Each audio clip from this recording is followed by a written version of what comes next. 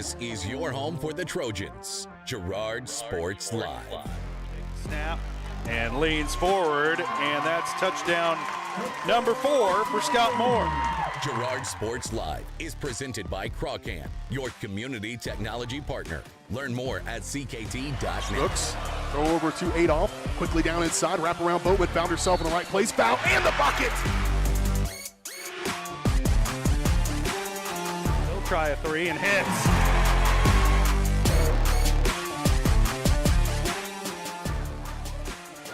Adolph with it up top, being guarded by Gass. Girard down the lane, off the glass, and good. Nice instinct by Adolph to just take it to the bucket.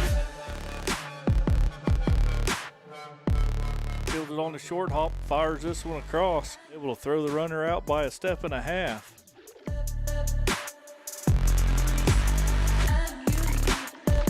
Pitch to the outside to Ashbacher. Gets a good block on the outside, and he's in for the touchdown. It's time for the Trojans. On your home for Girard High School Athletics. Girard Sports Live. Girard Sports Live.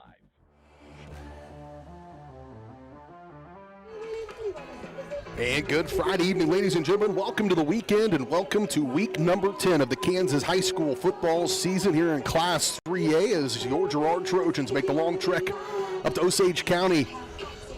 We are surrounded by some bean fields that are currently being cut out here in the middle of the prairie here along the Santa Fe Trail. In fact, at Santa Fe Trail High School. BJ Harris along with you, alongside me, Jess Murphy, Michael Kiesel, as we settle up in here for this 3A matchup between a couple of teams that, one, coming in here probably feels like they know a lot about themselves at 9-0. Santa Fe Trail probably feeling pretty froggy right about now.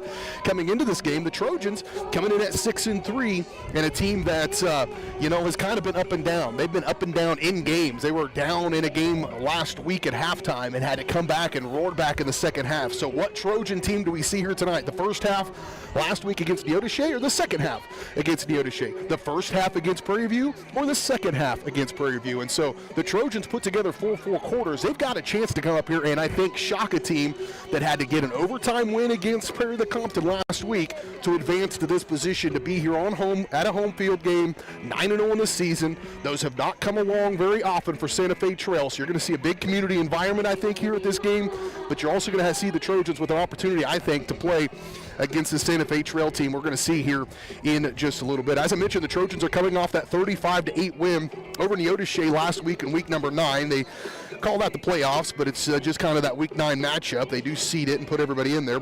Trojans finished their district competition at 3-1, runners up in that, and the number 7 seed going into these tournaments. In that game against Neodesha, as I mentioned, they fell behind 8-0, in fact, giving up a safety in that game in that first half. But in that second half, they really came back. Junior Love with a 2-yard touchdown. The Blake Brokob scoop and score, fumble recovery for a touchdown.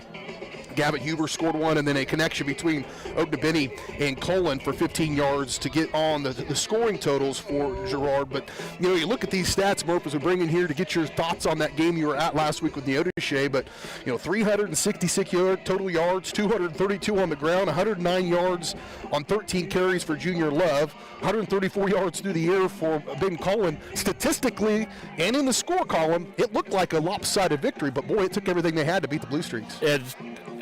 Most of those stats are going to come second half stats, BJ, Yep. because they put the ball on the turf 7 times in that first half. And, it was just, if it could go wrong, it went wrong. And I don't know the magic of Phil Pott in the locker room or what happened, but they come out in the second half, and, man, if it could go wrong for Neodesha, it did. And it bounced right into the Trojans' hands.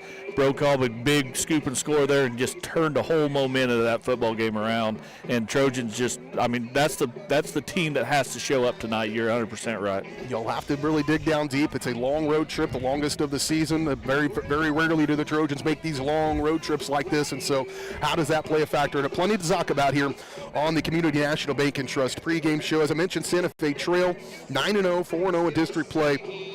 And they are coming off a 20-14 win in overtime, as I mentioned, against Prairie Lecompton. But, I look at this Santa Fe Trail team, and you wonder about their competition level, but you could say that about the Trojans too. There's some teams that the Trojans played this year that probably you're not writing home about, and then there are some signature wins. These two teams have 4 common opponents, and so you can kind of look at that and really get a pretty good idea of where you should stack. But here we are in the playoffs, and as we saw last week with this Santa Fe Trail team having a hard time against Perry Lecompton, what's their mentality coming to this game? Do they have that confidence of a 9-0 team, or do they have the team that just squeaked by last week? And I don't know a whole lot about the Santa Fe Trail team, BJ, so I'm just speculating here. But sometimes early that Week 9 matchup, you start maybe looking over an opponent that's, you're ranked a lot higher than them. You're supposed to beat them, and it might take a little bit to get you awake. But I'll also tell you, too, Trojans have been so Jekyll and Hyde, man. I mean, when they look good, they could be just as good as anybody. But man, when they look bad, it can go south in a hurry. So, like you said, long road trips, a lot of times under the Philpott regime here, and going further back to my old buddy standing here beside me regimes, long road trips haven't been a positive for this Trojan team in the 20 years that I've been around. I was wondering if you'd squeeze that in the first talk set, bring up that trip up to Holton. Frontenac hosting Holton. We'll talk about more of that in our pregame area matchups and see if they can take care of business at home. All that and much more here to come on the Community National Bank and Trust pregame show. Of course, Girard Sports Live is presented by Crocan, your community technology partner. Don't get bit by slow speeds and high prices. Get Gigabit, the fastest internet in Southeast Kansas with Crocan. To learn more, go to ruralfiber.org or see everything Crocan has to offer at ckt.net. We come back, we'll be in full swing of the Community National Bank and Trust pregame show. Serving the area for over 30 years. Stop in soon, pick up your very own Girard Trojan issue debit card, mascot debit card.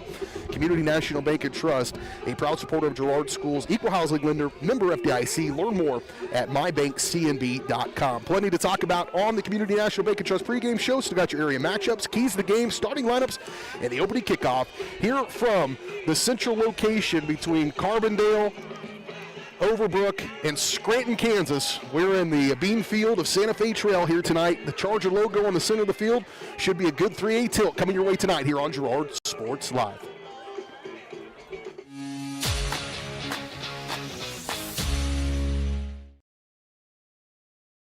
Today we're going to do an experiment to see just how fast Crawcan's multi-gig internet is. In your email, you'll find 2 links. When I say go, click on the first link to download the 500 gigabyte test file. Go!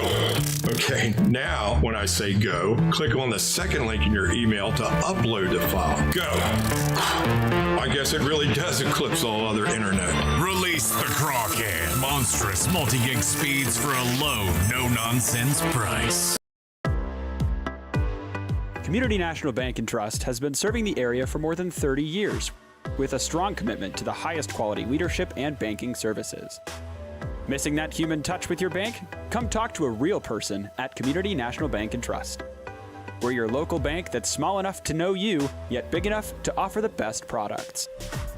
Community National Bank and Trust, federally insured, locally awesome. Member FDIC.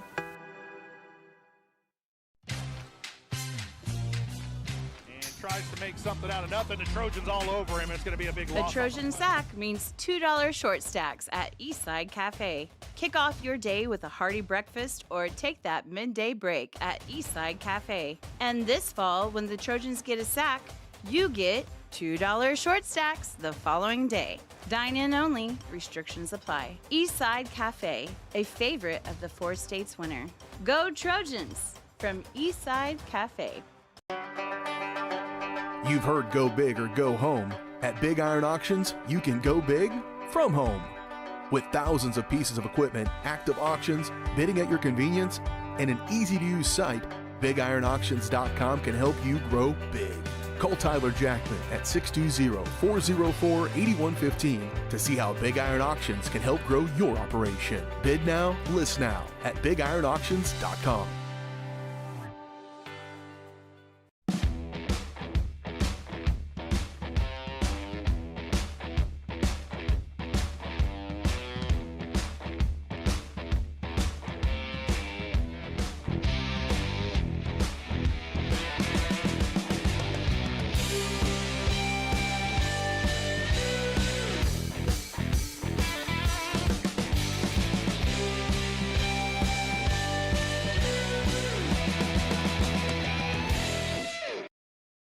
a bird. It's a plane. It's Chicken Annie's Girard. When you're facing a chicken emergency, there's only one hero. Catering and carry out from Chicken Annie's Girard. When an onion ring craving is too much to bear, when the family's coming over and you weren't aware, it's Chicken Annie's Girard to the rescue. When there's 20, 30, 100 to feed, you need Chicken Annie's Girard indeed. A heroic value, superb flavor. When there's a chicken emergency, there's only one hero. Chicken Annie's Girard.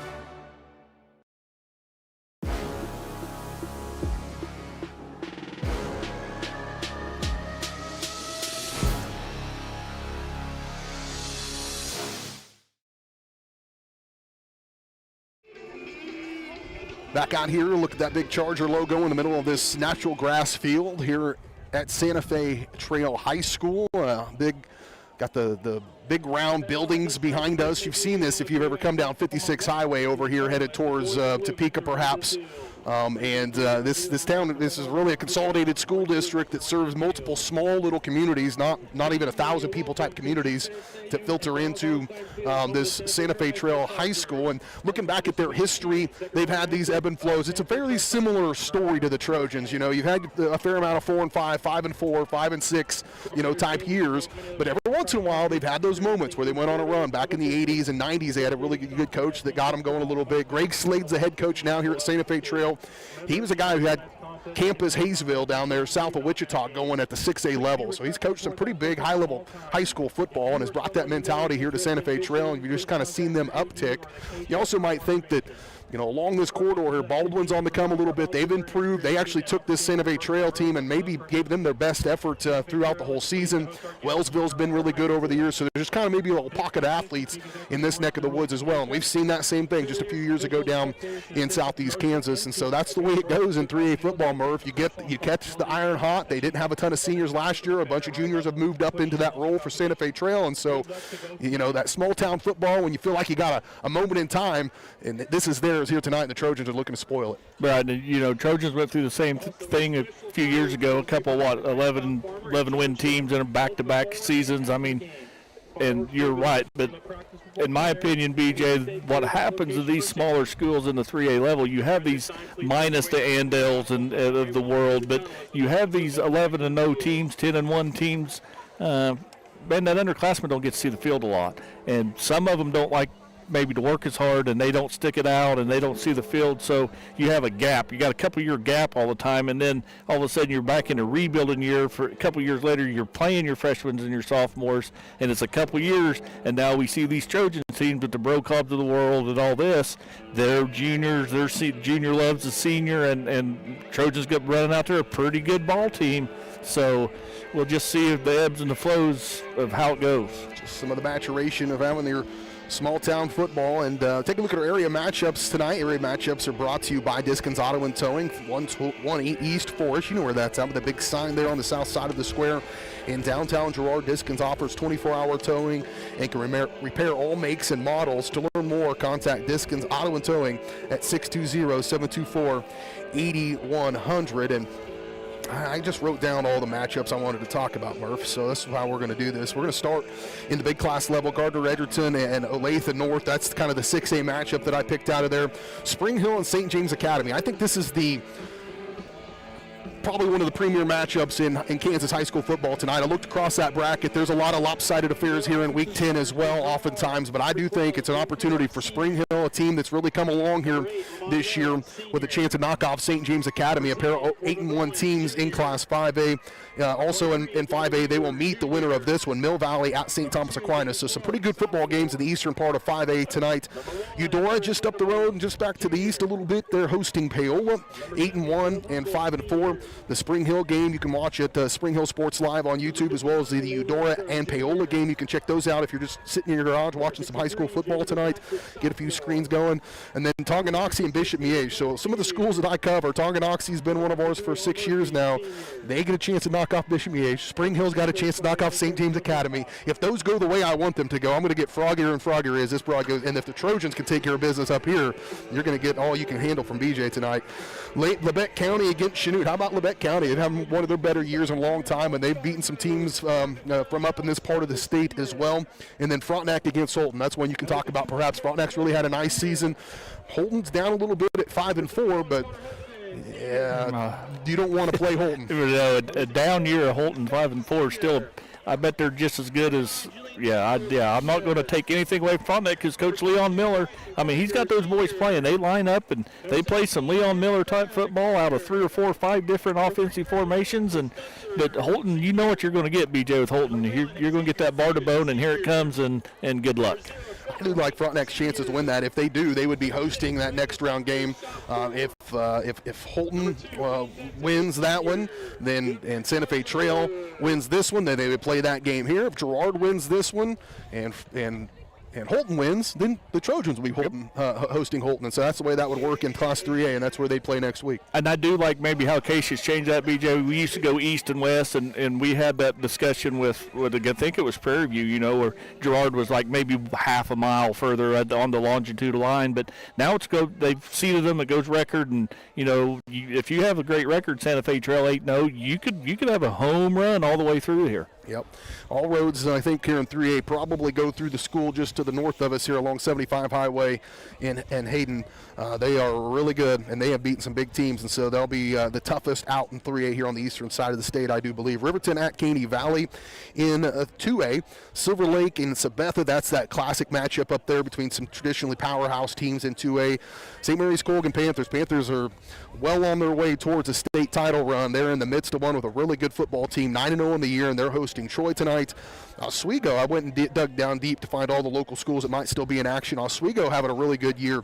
The Indians 7-2 on the year. They're playing at Lincoln at 8-1. They got up this morning and drove to Lincoln, Kansas, and so that's out there west of Salina a little bit. Marmonton Valley 8-1 against Frankfort, and then Chautauqua 4-5, and they're making the trip to Tescott to play in 6-man football. Chautauqua plays 6-man. I didn't know that until I saw that here today. So those are your pregame area matchups brought to you by Diskins Auto and Towing. We'll take a look at our keys of the game. We'll take our starting lineups, and we'll get you ready for kickoff in this one. It's the Trojans and the Chargers tonight here from Santa Fe Trail High School. You're watching it on your home for Girard High School Athletics, Girard Sports Live.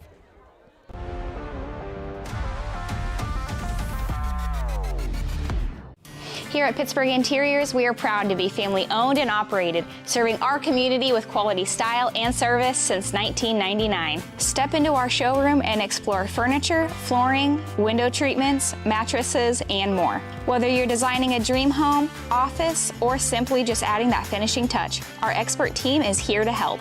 Discover why families and businesses have trusted us for over 25 years. Pittsburgh Interiors, where style meets comfort and family comes first. At Girard Medical Center, we're more than a hospital. We're your hometown healthcare team. From family medicine and emergency care to lab services, surgery, imaging, and beyond, we're here when you need us. Compassionate care close to home. To learn more about our high-quality care and everything that we have to offer, visit GirardMedicalCenter.com. A proud supporter of the Girard Trojans and your hometown team for health and healing. Rooted in rural, focused on you. You've enjoyed life. Over the years, your community has become your passion, something you hope future generations get to experience, just as you have. That's why the Girard Area Community Foundation has worked hard to help fulfill charitable goals and inspire generosity, meeting the needs of the communities they serve. Creating a legacy fund with GACF ensures what you leave behind is an effective and lasting improvement in the community you love so dearly. Make plans to visit GirardAreaFoundation.com, preserving traditions for those who follow. Whether you're trying to make the most of the next harvest, navigating a changing business landscape, or planning for the next chapter in your life, the professionals at Prime Accounting Solutions are here to help. With 10 locations, Prime Accounting offers convenient, friendly accounting and tax services at a fair price. Payroll, bookkeeping, business planning, personal tax filing, and more. And now Prime is the place to go for insurance. Trojan fans can find us at 408B North Grand in Pittsburgh or call 620-232-7305. To find a location near you, go to primeaccounting.net.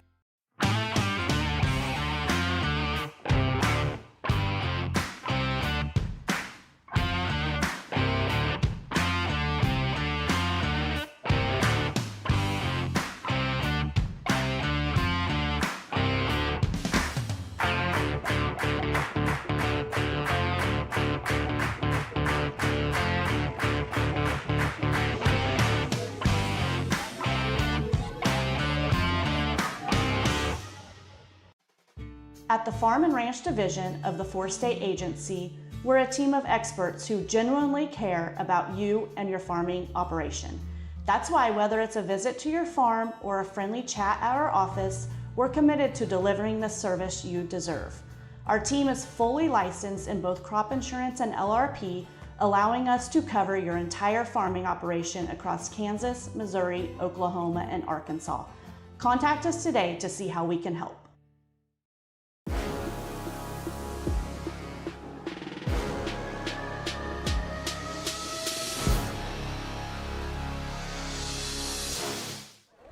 Back out here, Santa Fe Trail High School. You see that? You might start to see that smoke coming across the field after that was kind of delayed smoke. That fireworks went off a minute ago. Is something on fire? They set some fireworks there off to the west of us, and it's starting to blow across here. So you see the Santa Fe Trail Marching Band give us our rendition of the national anthem. We will pause for that and let you hear the Charger Marching Band.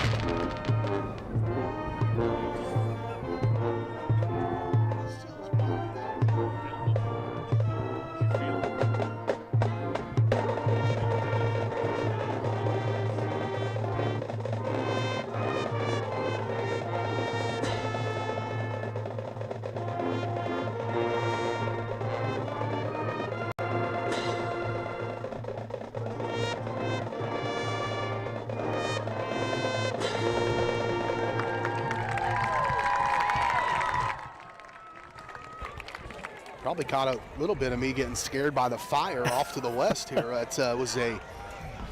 Those didn't look like anything I bought at a Jake's fireworks stand, Jess. That was like they looked like something. Billy Bob had those in the back of his barn over here and decided, hey, let's get those things out and let those fire off. Let's see what little oxygen acetylene in a trash bag That's what it looked like. It was a firebomb, 4 of them off to the side. Caught me off guard. I was so enamored with the rendition of the national anthem. I didn't expect there to be a firebomb.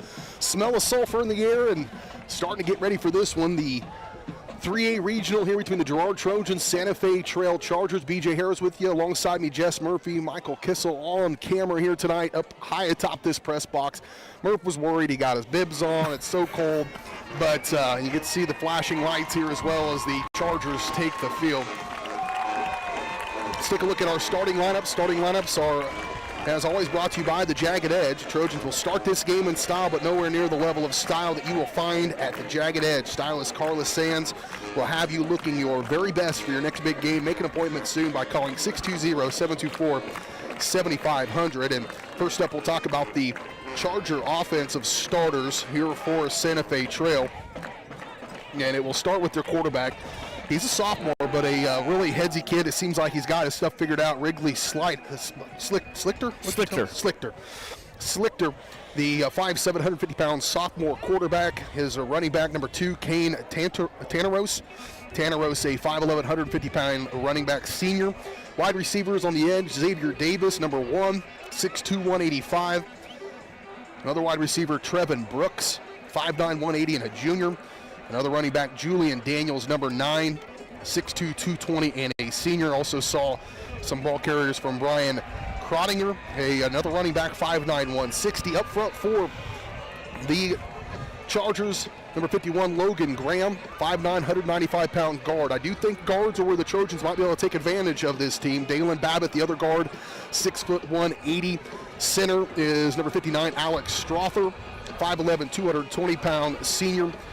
Gavin Smith, probably one of the better offensive and defensive players I saw, number 64 when watching film. 5'11", 220, not real big, but pretty good player, and probably the biggest fella out there for this team, number 71, Connor Hudson, 6'5", 280, and a senior. So a sophomore quarterback, but some senior leadership up front and some juniors sprinkled in there as well. Head coach is Greg Slade, as I mentioned, longtime coach, coached the 6A level down in the Wichita area, and now is the head of the Santa Fe Trail Chargers. For the Trojans, these defensive starters, you get me here? Yep. Offense. We'll go ahead and do the offense, defense. All right, we'll do the defensive starters then for the Trojans as we did the offense for Santa Fe Trail.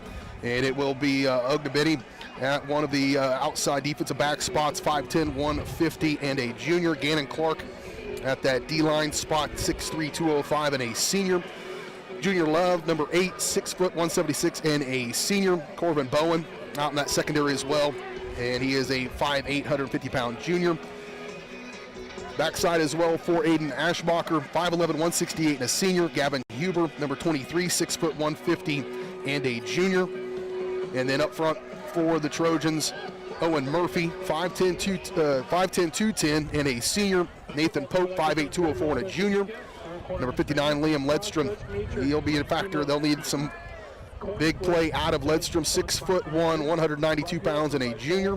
Jaden Kirkpatrick, 6'2", 248, and a sophomore. And then Caleb Humboldt needs some big game out of him as well. Caleb, 5'9", 245, and a senior. The head coach of the Girard Trojans is Neil Philpott. Guys are at midfield, getting the coin toss. We'll take our final break, come back. We'll have opening kickoff right after this. We'll get Murph's keys to the game as we get through this one as well. All that next right here on your home for Girard High School Athletics, Girard Sports Live.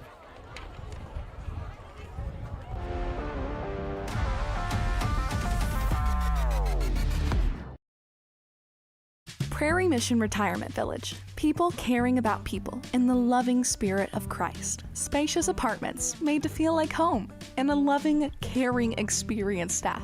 That's the Prairie Mission difference. A continuing retirement community promoting person-centered care with an on-site clinic from Labette Health and offering independent living apartments, assisted living, and long-term care, all with the respect and care our loved ones deserve. Prairie Mission Retirement Village, St. Paul, 620-449-2400. Producers Cooperative Association is the area leader in providing quality agricultural products, services, and markets. PCA has what you need to maximize your operation with a full-service agronomy department, grain origination, handling and storage, bulk fuels and lubricants, propane, a jam-packed farm store, and livestock feeds in bulk or bagged. PCA is proud to call Girard home and to support Trojan athletics. Stop by or see more online at pcacoop.com. Every day, people are discovering that bigger isn't better, better is better. Big box stores continue to disappoint. You have spoken, and we have been listening. You want a great selection with dependable service at a competitive price. We understand, and that's what we bring to you every day. We know that we have to work hard to earn your business, and we will. Bigger isn't better, better is better at Heidrich's, Fort Scott, and Girard. A partner in your fields and in your success. That's what you get with Murphy Seed. Channel seedsman Matt Murphy knows your field and can recommend the elite seed products designed to perform in your area, maximizing the profitability of every acre. And now Matt's care for farmers goes beyond seed as an agent for the new 4-state Farm and Ranch. From the best inputs available to the protection you need, call Murphy Seed at 620-249-6419. Your partner at every stage. Matt Murphy at Murphy Seed.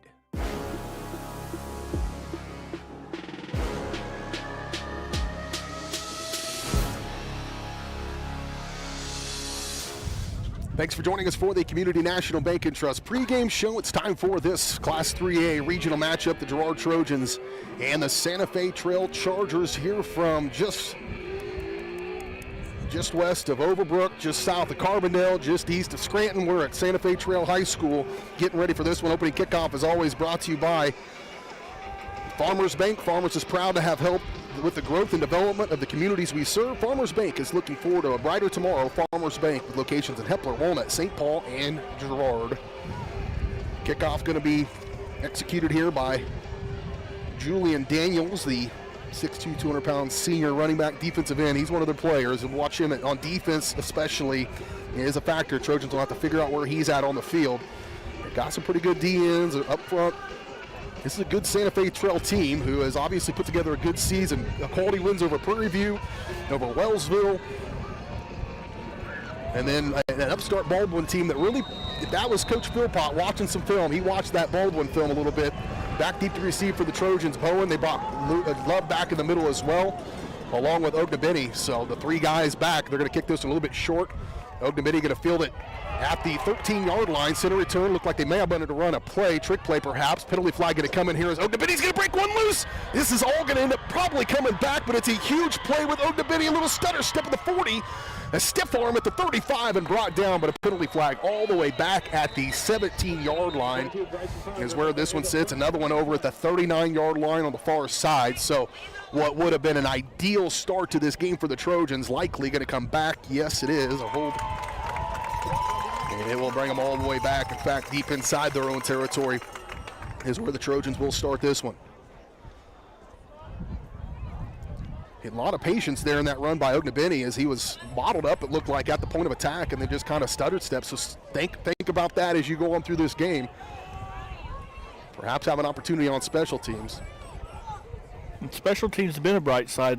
Trojans, you said they looked like they was going to run a play, and they've got a couple misdirection handoffs, and cameramen got to be on their toes to follow the football. This is going to start at the Trojan 9 here with 11:45, just 15 seconds into this one. Trojans will line up, wide receiver near side Clark. Love just behind Ben Collin, two wings. Send Bowen in motion. They'll toss it out that way to Corbin. Got a little bit ahead of steam and then well played. It looked like they had blockers at the point of attack, but then coming flying and just on cue, as I mentioned. That D-end, and I told you we needed to watch him, Julian Daniels, got off his block and made that play for no gain. Yeah, he read it well, BJ. Great pursuit angle, just stopped Bowen for no aim because it was open early. But there were three Trojans out there in front of Bowen and just lost 9 on that play. So he'll flip play side near side. Will 9, two wide receivers near side. Colin a couple feet behind the center. He'll throw it. He's got a man in the open field. Cuts back over to Benny. He was close to a first down marker, and his adjustment to try to get some more room stepped back a little bit. It'll kind of depend on that spot and the far side official, and they just give it to him. Yeah, good spot. I mean, give forward progress. Even where the ball was spotted, where the down marker was at, it didn't look like it was if it's from the 9. Well, close. So do we call that a 50-yard penalty, BJ? We're going to call it a 10-yard pickup is what we're going to call it on a pass from Colin to Ogdenbenny. And a first down for the Trojans. Move the chains. That's big. Back inside their own territory. Oh, and a false start going to be on Bowen on the near side, just leaning forward. And one step forward, one step back for the Trojans. In front of the sticks and minimize mistakes. That's what you have to do, especially early on in a road game, in the playoffs. All the things that they tell you, be ready for, is minimize mistakes. And we've seen it a lot from this Trojan team, BJ. I mean, we start out here, big return, called back on the penalty. Big first down, instantly with a 5-yard penalty. Just one step forward, 2 steps back from time to time. Ogdenbenny is split out near side. Ashbacher and Bowen the wings, Colin the quarterback, Junior Love the tailback. Another penalty here. That was Ledstrom getting a little froggy from that tackle spot on the near side as Bowen went. They do that all the time, that really deliberate, motion move from the wing back, and I'm surprised I haven't seen that happen more for the Trojans. That would have been very difficult for me to experience that motion of that quick movement off your right side, but that's part of their game plan. And now back 10 yards forward, and as you mentioned, 10 yards back now. They have given back all of that pass completion to Ogdenbenny, but first down and 20 for the Trojans inside the 9-yard line. Same formation, wide out split to the far side. Clark. That's Ogdenbenny, rather. Clark's near side. Colin trying to survive. He does. He's got a man. It's Ashbacher down the field. He makes the catch beyond the 35 up to the 37-yard line. It's a 28-yard completion to Aiden Ashbacher, and the Trojans move the sticks. A great job of giving protection. When the protection broke down, he was able to crawl up in the pocket, find his open receiver, and hits him right between the numbers. We're going to give him 29 as they mark that up to the 38 48-yard line. And so first down and 10 for the Trojans, just shy of the 40-yard line. Far side hash. Ognabidi, the wide out. Extra body in there. Love picks his way forward. He'll lean forward across the 40 up near the 41-yard line.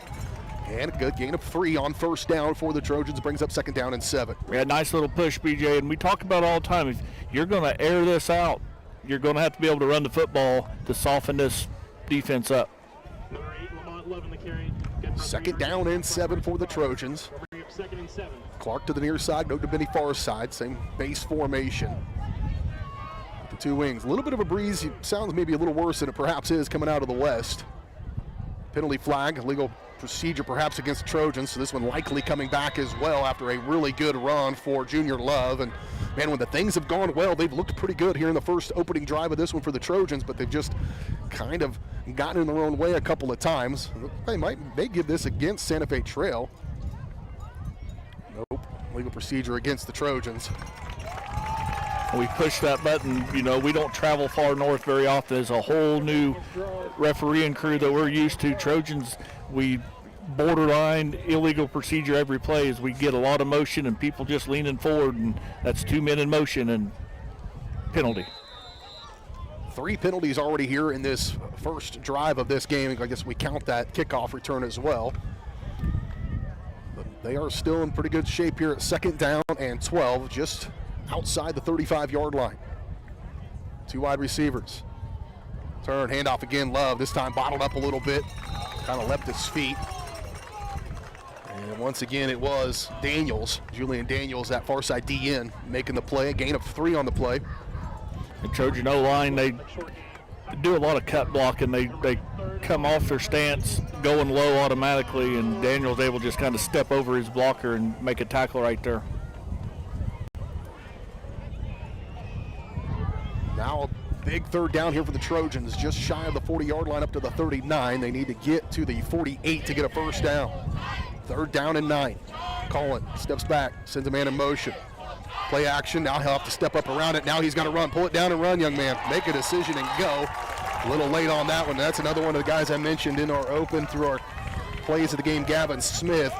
5'11", 220, your classic 3A defensive lineman, and got to have a number for 64. I texted you that earlier today when I was watching film. Yeah, and I agree with you right there. Colin maybe pull that down, but he's able, that Charger's able to close that gap pretty fast on Colin and force a punt for the Trojans. Plenty of good and a little bit of bad right there in that drive for the Trojans, and so they will be forced to punt after the 1-yard carry by Ben Cullen. And Poland going to punt this one and may have gotten a little bit tipped, I believe, and that's not going to be very good field position. Trojans will kill it there as Huber jumps on top of it at the 46-yard line, but that's where Santa Fe Trail will have a very good field position here with 7:04 to play in this first quarter. No score thus far here in week number 10. Yeah, I think Chargers set up for the rush right there, and they was able just to get a fingertip on it. And Poland, he's normally pretty good at flipping field position, but not when the Charger gets a hand on it. 3 wide receivers far side, 1 to the near side. 4 wide outs in this opening play for Santa Fe Trail. 1 wide receiver, running back rather, to the left. Quarterback keeper, this will be Splichter, and he's got a big run on first down. That's just quarterback keep, run opposite of where all the strength was for Slichter, and Slichter picks up a first down or close to one on first play. It looks like it'll be a gain of 9. And that's the Chargers offense right there, BJ. They're going to spread you out, and then they're going to try to counter, come backside, and when you overload to stop that, they'll hit you over the top, and got to be disciplined if you're a Trojan defense. Running back just to the left is Byron Crottinger. Next to Splichter. 2 wide receivers each side. He'll look right, left. He throws it up. He's got a man. He's got the first down. Pass complete, and he'll go down on the completion to Trevin Brooks. 5'9", 180-pound junior makes the catch up across the 40, up near the 37-yard line. So pass completion about 8 yards. That's a fast hitter there, BJ. As soon as his foot hit the ground, man, he was releasing that football to an open spot in the soft Trojan zone. Southpaw in Splichter, the sophomore.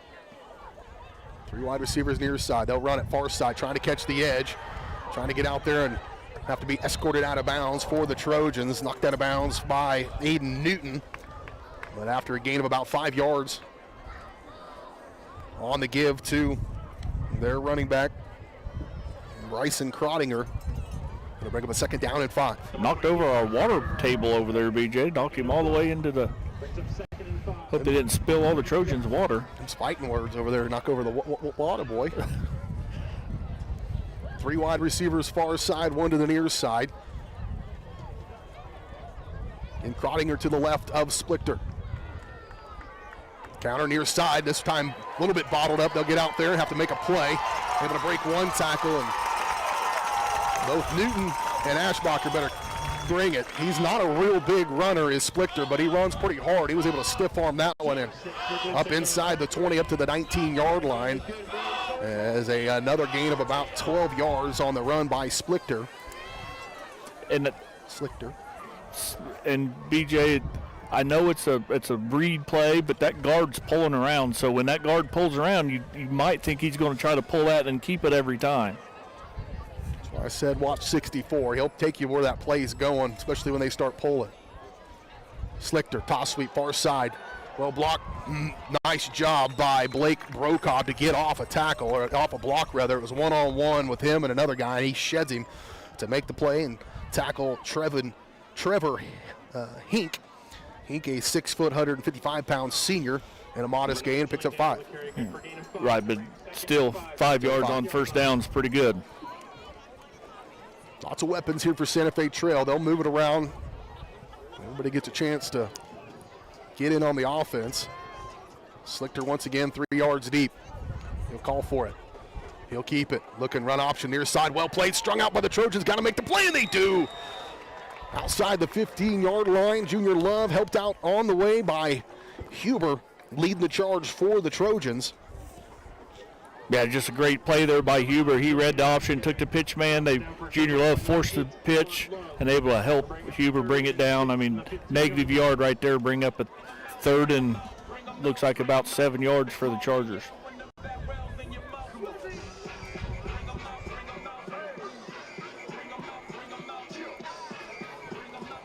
So 3rd down, an opportunity here for the Trojan defense to stiffen up a little bit. There's a loss of 2 on the play, loss of 1.5 or so on the play. Dive near side, or kept rather quarterback keeper, and Slichter right into the end zone, a 16-yard touchdown carry. And just like we talked about, BJ, the D end on this side for the Trojans, he fell for it. He fell for the ball fake to the running back, left contained and wasn't able to get it back. So Santa Fe Trail strikes first. They will go on to kick the point after. This is, once again, special teams D end, Julian Daniels to kick this without plenty of leg, and through. Santa Fe Trail strikes first. We've got our scores here backwards just a hair, but we will fix that when we return. We're back in 30 seconds. You're watching Trojan Football on Girard Sports Live.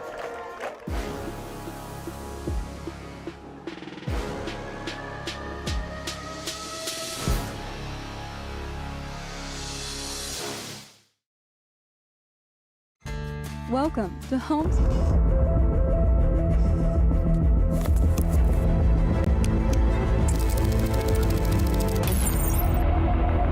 How is it so fast? With Crawcan's multi-gig internet, you can experience monstrous speeds for every device in your home or business at the same time for a low, no-nonsense price.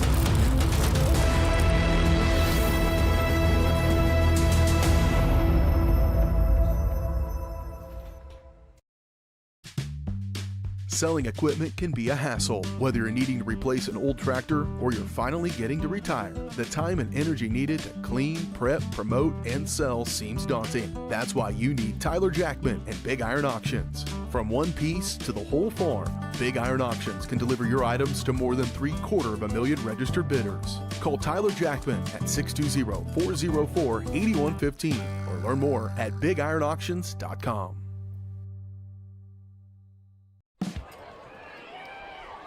Back at it as we come back in play as the kickoff back to the Trojans returned up near the 22-yard line on the return by Ognabeni, and that's where the Trojans will start. Santa Fe Trail 7 plays, 57 yards.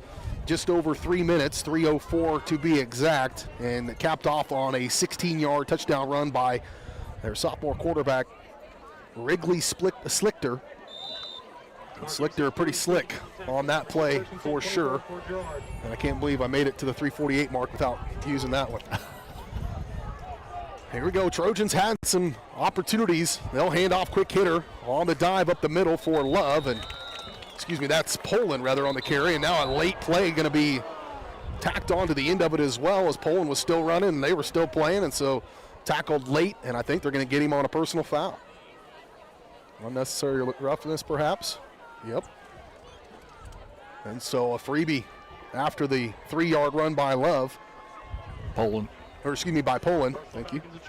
And I'll take that penalty, BJ, even though I don't agree with it. I mean, they were just playing through the whistle. I mean, Poland's still fighting. That kid's still fighting. I mean, it's just, but absolutely we'll take that free 15.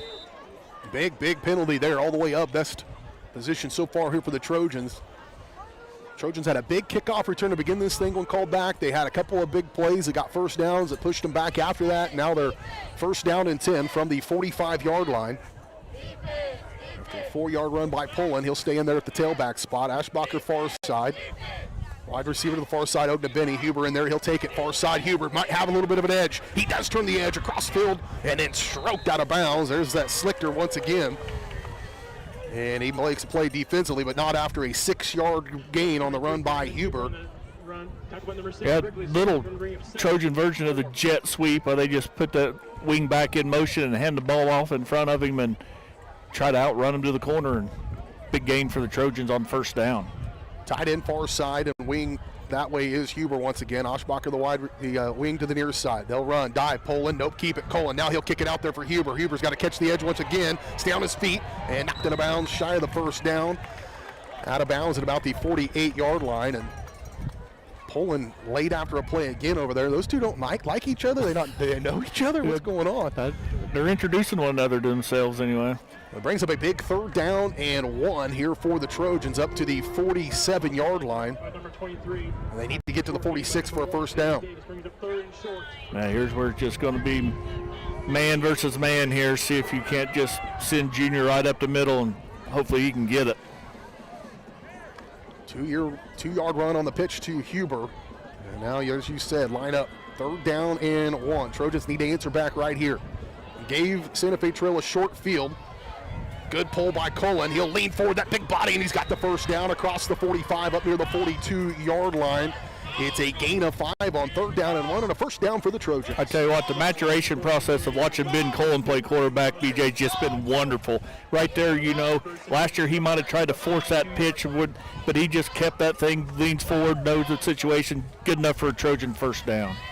Took it serious and learned a little bit, I think, in the offseason to make himself a better quarterback, and that certainly helped the Trojans be in the position they are right now. 6-3 against a 9-0 Santa Fe Trail team. Handoff, Poland, good move to the left side. A little shimmy shake of the line of scrimmage by Poland, and a nice 8-yard run on first down for the Trojans. Yeah, nothing fancy there, just Trojan quick hitter up the middle, shifted to his side, made a guy miss, and it took 3 Chargers to bring Poland down. Yeah, he's a big fella, 6'1", 178. Zeb Poland. We'll give him 7 as he brings up a 2nd down and 3 and an opportunity here for Girard. Ognabeni wide out near side, tight end far side, and a wing back far side.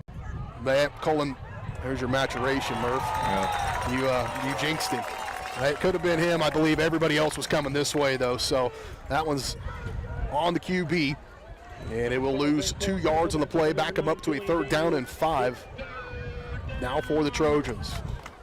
And without sounding like a broken record, that's that Trojan team I've watched all year. We got a good thing going, moving down there. Boom, 1 play. Now we're not quite behind the chains again, but a 3rd and 5 is a lot harder to make than a 3rd and 1. Trojans are able to move the ball here, though, and this is a big 3rd down early on in this one. Inside 1 minute to play in the first. Throw it underneath. Ashbacher connected and a first down for the Trojans. What a wing there from Ben Cullen. That may be the place where he's improved the most, is in that passing game. As he flips it forward, needed 5. He gets 7, maybe 8 yards inside the 30 to the 29-yard line. Yeah, a lot of good hands there by Ashbacher, and in traffic able to stick that ball, get it to himself, and be able to take it all the way to the ground. 8 yards on 3rd down and 5, and the Trojans are inside the 30. 30 seconds to play first quarter. Turn, pitch it, keep it, Cullen. And he'll have to just try to get back to what he could. A probably dive was there better than he would have expected because they had covered the pitch pretty well on that one. Yeah, that's 2 plays in a row maybe they've covered that pitch, so you might want to give it up the middle a few more times so they can start slowing that down, and then they'll open that corner up. Well, we'll get to see when we come back as they flip to the other end. 2nd down and 10 when we return in 1 minute. The Trojans marching down the field trying to punch one in, down by 7 here in regional play in Class 3A at Santa Fe Trail. You're watching it on your home for Girard High School Athletics, Girard Sports Live.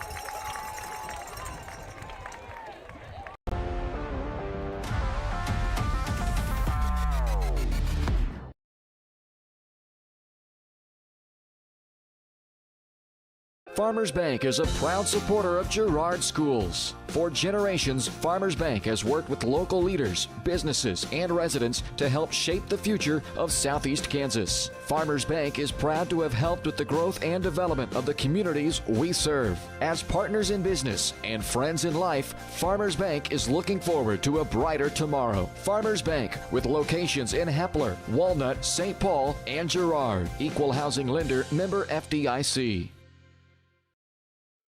At Fort Scott Community College, we understand that a scary part of figuring out your future isn't only answering the question, what should I do, but where do I belong? Maybe you belong here, preparing for a career in healthcare as part of Fort Scott Community College's nursing program. Or maybe you belong on stage as part of the Hounds band or theater department. I don't know where you've been or where you're headed, but I know we're saving a spot for you because you belong at Fort Scott Community College.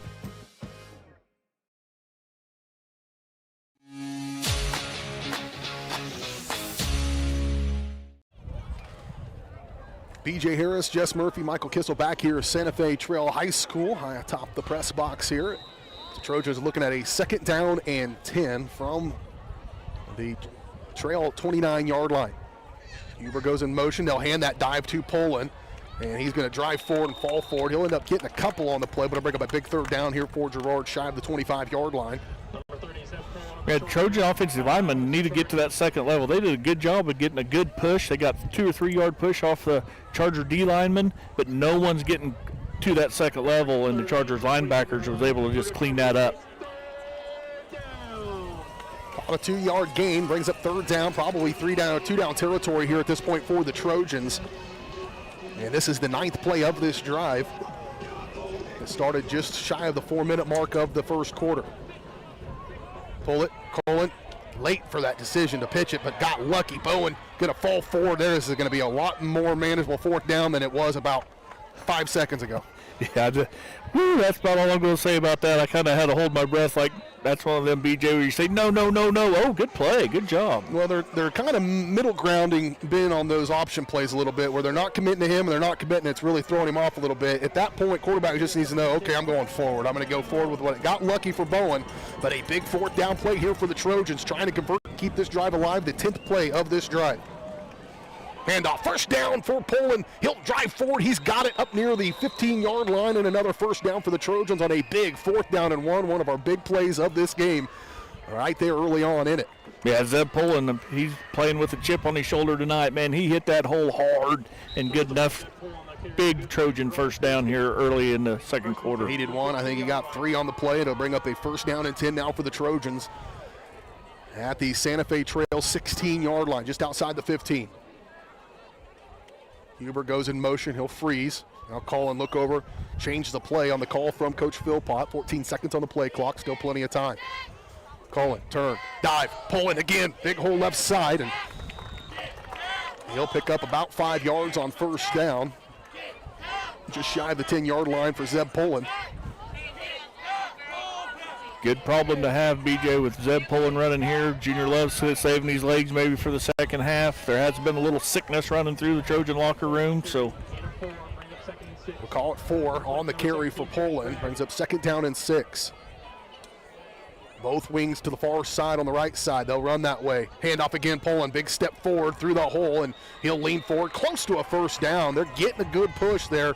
Caleb Humble behind 70 and 63 on that side that time, making enough of a gap for Zeb, and he punches forward, gains 5. He needed 6, and he'll bring up a 3rd down and 1. A very 3rd down and makeable with 2 downs to get 1 yard right here. Can't have a negative play.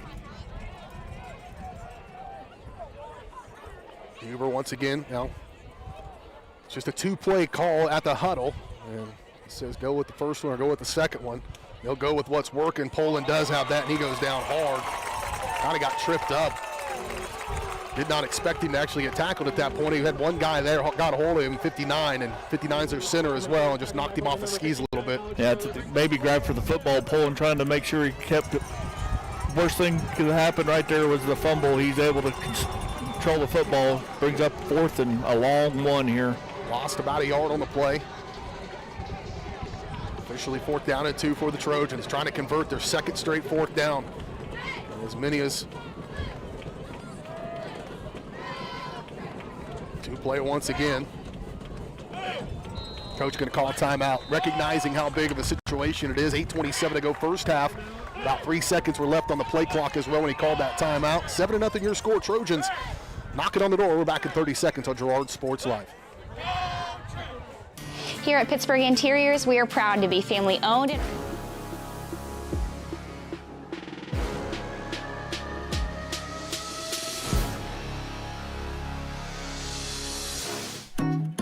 More than just your neighborhood pharmacy, Mathis Drug is your hometown partner in health. With pharmacist Bria Scheibe and an experienced, highly trained staff, Mathis Drug is ready to serve you. And now, Mathis Drug offers comprehensive compounding, which is one of the few pharmacies in Southeast Kansas with this convenient on-site service. From medications to expert advice, call 620-261-9779. Mathis Drug Store, where community and care come to. Oh shoot, I didn't want to do that quite yet there, but we did it anyways. I apologize. We'll get the Mathis Drug spot in there. The old dog's having to relearn how to do some of this stuff. I've delegated too much, Murph. And here I am, once again, here regional competitions. You look so cozy over there, with my hands in my pocket. Hands are chilly. What kind of fisherman has cold hands? I'm busy. But this is a big one here for the Trojans in the early going of this one, trying to answer back after Santa Fe Trail took advantage of a pretty short field and marched it down the field on the Trojans. 4th down and 2. They're going to pass on 4th and 2, throw it out. He's got his man and a guy there too early. Oof. On 4th down and 2, you got to like your chances to run the ball and get a first down, and throwing it in that situation, pretty tough for the Trojans, and they will eventually turn it over on downs. That was a long drive. It will result in nothing. BJ, if I can play devil's advocate, Chargers have been showing blitz the last couple plays right there, and they had, right before the timeout by Philpott, they had like all 10 men in the box. So, well, you know what's good against the blitz? Dive. So Santa Fe Trail will take over after turnover on downs inside the 10-yard line. They'll keep it with Slichter on that far side, and he is slick, man. He is speedy, too, down the sidelines. Blake Brokop's going to track him down, perhaps, and he just does. That right there is about as much heart as any guy can show, because I don't know why the heck Blake thinks he was going to catch him, and he did. So that's the best film Blake's put down right there. That right there. Clip that one, Matt. 10. A 56-yard run for Slichter, though, nonetheless. And tracked down behind by Trojan linebacker, outrunning the skill position. Linebacker slash guard. Caught you from behind. That's pretty awesome. Not great for the Trojans, but, man, give credit where credit's due. Slichter pretty good, too, man. He goes where that hole's at, and he got through there in a hurry. And they're back in pretty good field position now, just beyond the 35-yard line. 1st down and 10. Turn, handoff to their tailback. Ball comes loose. Trojans have it. I believe they do. Ledstrom, I believe, made that contact on that dive play, and it gets knocked loose, and the Trojans, have they indicated? What are we doing? What are we doing? It's not down by contact. That ball squirted out as soon as he got hit. Ledstrom did. Made a nice play at that DN spot from the far side. And now this is way too much discussion.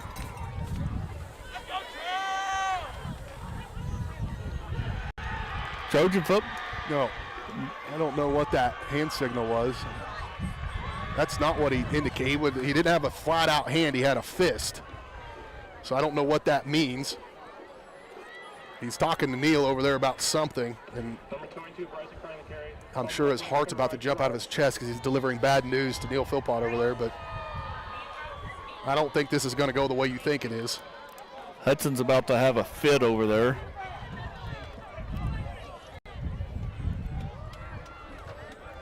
Nothing. They're going to redo the play. You can't redo a play. There's no such thing as a redo. They're doing without a penalty. It's first down and 10. No penalty was had. A fumble was had, and oof. I need a better That's explanation, that's BJ. what that fist means is no play, I think. I don't know. That's pretty frustrating there. That is real frustrating. So, like it never happened, except time did go off the clock. 7:31 and counting now on this one. Turn handoff. This is to the big number 9. He'll drive forward,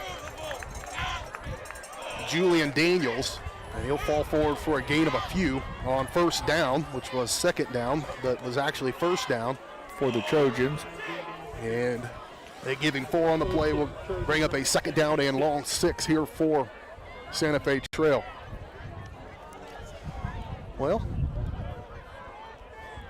there's a lot of officials that are probably sitting home watching games this weekend. Not quite as many games out there. Maybe some of them got your phone number and they can text you if they still like you, Murph. They don't. Straight drop, lefty drops back, little pressure coming. He'll have to sneak out of there, and he will Slichter, and he'll be drug out of bounds by Junior Love, but he'll be close to a first down and likely will be enough for a first down right at the sticks. Up to the 25-yard line is where they'll mark that ball, so it'll be a gain of 7 on the quarterback keeper. And, you know, an 11-on-1 football game, you can't really play that way defensively, so that quarterback's kind of always by himself, and that time Slichter took advantage of it and slid right out of the backfield. Yeah, they put a little pressure from the backside D end, and Slichter felt the pressure coming and just tucked it and ran, and good enough for a Charger first down. First down and 10 from the 25-yard line. Now Coach Slade wants to talk about it and take a timeout. We will too and try to figure out what happened. We likely will not here in the break. We will return in 30 seconds. You're watching Trojan football on Girard Sports Live.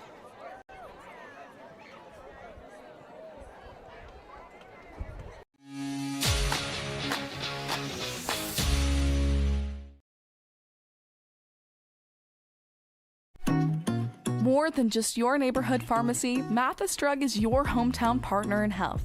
With pharmacist Bria Scheibe and an experienced, highly trained staff, Mathis Drug is ready to serve you. And now, Mathis Drug offers comprehensive compounding, which is one of the few pharmacies in Southeast Kansas with this convenient on-site service. From medications to expert advice, call 620-261-9779. Mathis Drug Store, where community and care come together. At Fort Scott Community College, we understand that a scary part of figuring out your future isn't only answering the question. Here we go, first down and 10 for the Chargers, rather. From the 25-yard line, straight drop for Slichter. He'll drop back, Newton in coverage. He puts an hand up there, and he dropped one in there, right in the bucket.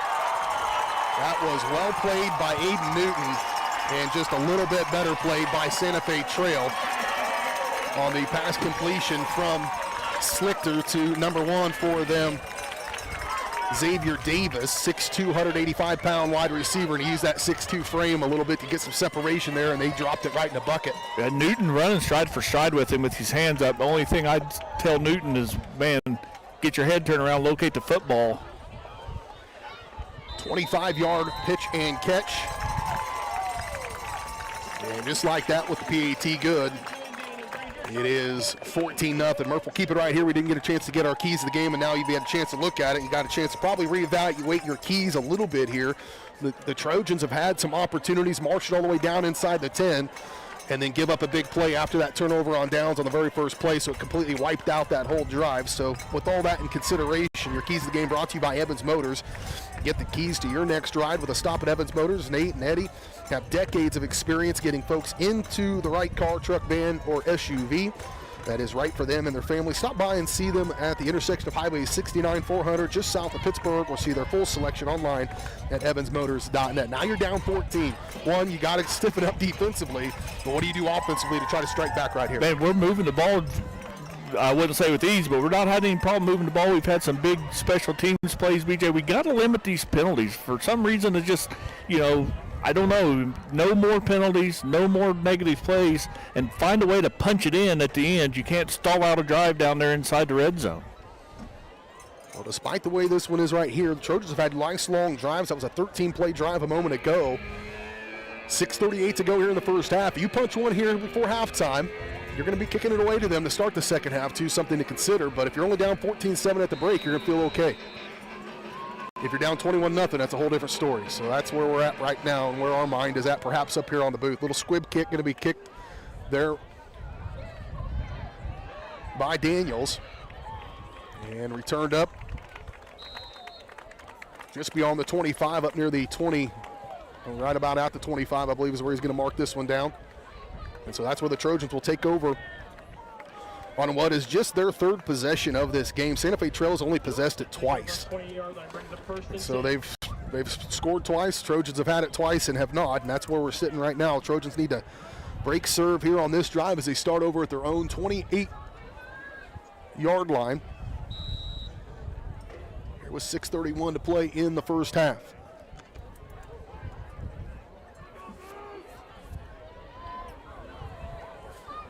Ognabedi going to be split but tight here to the near side.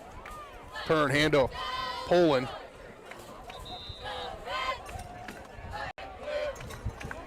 And he'll fall forward across the 30 up near the 31-yard line. And so a gain of about 3 on first down, bring up second down and 7. 3 yards is not a bad first down play. Little math for you, BJ. 3 times 4 equals a first down. So yeah, unless you decide to pass on 4th and 2. That's what you put yourself in that position and then throw the ball. Kind of takes away the 3 yards in a cloud of dust mentality a little bit, doesn't it? Because that's the best way to get that first down on 4th and short. We'll see if we can do that here. Colin, straight drop, looking to run the screen. He's set up nicely. Huber, the one guy to beat, and just couldn't. You got to hold that block out there if you're those offensive linemen. They had that set up nicely and just took a little too long to get going upfield. Ended up being no gain on that screen pass. In fact, maybe a loss of about a yard on it back to the 31-yard line. Yeah, I need to rewatch that one on the film because Huber had 2 blockers in front of him, and then his blockers went forward and Huber went lateral, and he ran right into the defense. Yeah, get in there behind those big numbers. Cut that up. If there's a 6 or a 7 in front of the number, just follow one of those guys. That'll get you where you probably need to go. A 6-7? Dang it, I'd even try. 2 wide receivers near side. Straight drop again, Colin on 3rd down and 7. He'll throw underneath. He's got him. He's got the first down. He's going to be close. Penalty flag. No, ball came loose. That's what that was. It was a fumble marker that came in from that far side official, and Santa Fe Trail falls on top of it. So we don't get to redo that one? That's not. Trying to get a little extra yardage on that play and end up coughing it up, did the Trojans. I don't know who had that catch, actually. But a tough break for the Trojans as they turn it right back over after the fumble. I think it was going to be a first down. Yeah, I don't think they moved the stick, so, it was all right there. So that will now go the other direction. Ball at the 39-yard line here for Santa Fe Trail.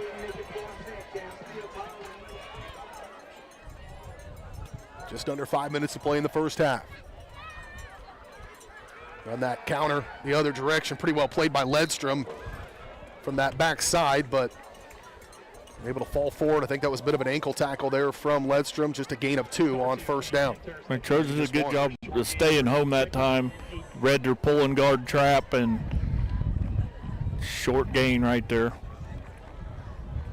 Ended up only being 1 on the play, 4.5 to go first half. Got to bend and not break right here. Let them gain yards between the 20s, but get stiff when it comes, and don't give up the big play. 2 wide receivers, now 3 to the far side. Little trip bunch set that way. Near side was the guy who just carried it, Tyrus Baird. 1 running back there to the right of Slichter. He'll run it. Option. Fast coming this way. Pitch it. Out there. Cuts back and pretty well played there by the Trojans to be close to a first down. As that's just getting stretched all the way out here. Ashbacher able to get there to make the play, and it's going to be short of a first down. It will be a gain of 8, needed 9, and brings up 3rd down and 1. My Trojans strung it out, but these Chargers, they've got a little speed to them, BJ. Them skill players aren't real big, but, man, they can hit the corner going pretty fast. Bayard once again, he'll be the running back now to the left side of Slichter, and another timeout going to be called. This time it'll be called by the Trojans. We will take it along with them. 14-0, looking at a 3rd down and 1 as Santa Fe Trail when we return in 30 seconds on Girard Sports Live.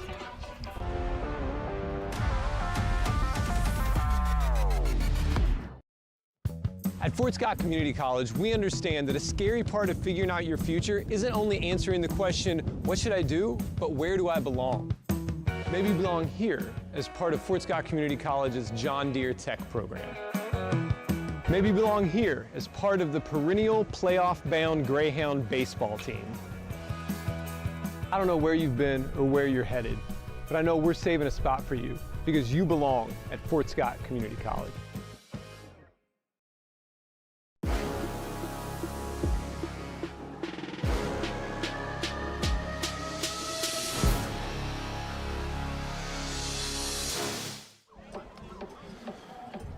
.332 to play first half. Trojans down by 2 scores here on the road at Santa Fe Trail. 3A regional competition here down the road, just to the east of Frank Jameson Field. Frontenac Raiders hosting Holton. Try to get some of those scores at our halftime break. GN Bank halftime show coming your way in just a little bit. 3rd down and 1. 3 wide receivers near side. Slichter going to go fast to that edge, try to get the first down, and he does. Just got to beat Ledstrom to it. Slichter still on his feet, and he runs hard for a little fella. He is just not very big, but I don't think he knows that yet. And it's a 12-yard pickup, maybe 13 on 3rd down and 1. Yeah, and as a sophomore, BJ, you're right. Pregame, Santa Fe Trail probably has a nice little run ahead of him. Certainly with that guy at the helm, he's old throwback, undersized quarterback, but if you understand what you're supposed to do and you can just foot race to the edge like he just did, I'm not sure why it's Ledstrom having to give the only chase there on that far side. But it'll be a 1st down and 10 for the Chargers.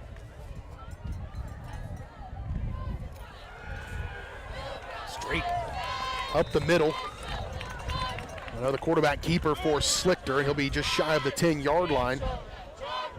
Yep, Trojans run a little outside blitz with their linebacker, which made Ashbacher have to come in from the safety spot, but not again until he gained about 6 yards.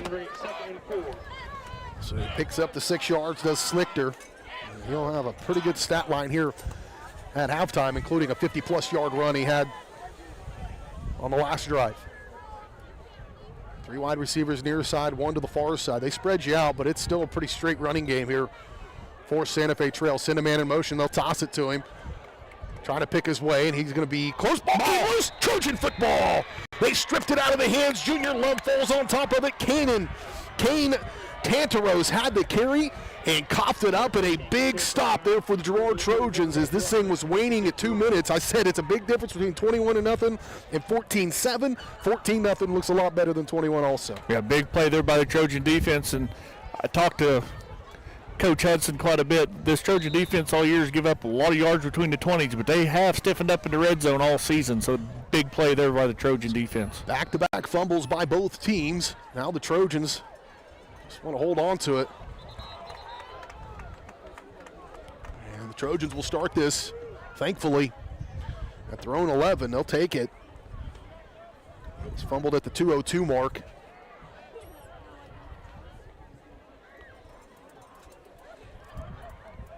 That was a pull and carry for about 3 yards right up the gut. Seb's getting a pretty heavy workload here in this first half. He'll stay in there at tailback. Another Love comes in at tailback, Colin a couple yards behind the center. Turn, handoff, Junior Love, bounce outside, rolling forward. He'll roll over some bodies up about the 18, 17-yard line. It'll be a 3rd down and about 3 here for the Trojans. They'll give Junior a 4-yard carry on that play. Brings up 3rd down and 3 and a big one here for Girard. You're not necessarily all that worried about scoring here, but getting a first down and letting this thing go out under your own terms. Yeah, you don't want to give Chargers the football here. 2 wide receivers far side. We're inside 1 minute to play. Keeper by Cullen. He's got the first down. Now trying to pick his way. Then on his feet, still at the 30. And down after a 3, up across the 33. As Cullen picks up 12 yards on 3rd down and 3. But Trojans are going fast here. They'll start the clock as soon as they get the change reset. Trojans are already at the line. They'll run it in a hurry. Hand off Love. Ran into a couple of defenders. Julian Daniels, that far side DN, I mentioned one of them. So the Trojans quickly back to line of scrimmage here. 30 seconds to play. 1 timeout they do have remaining. Does Girard.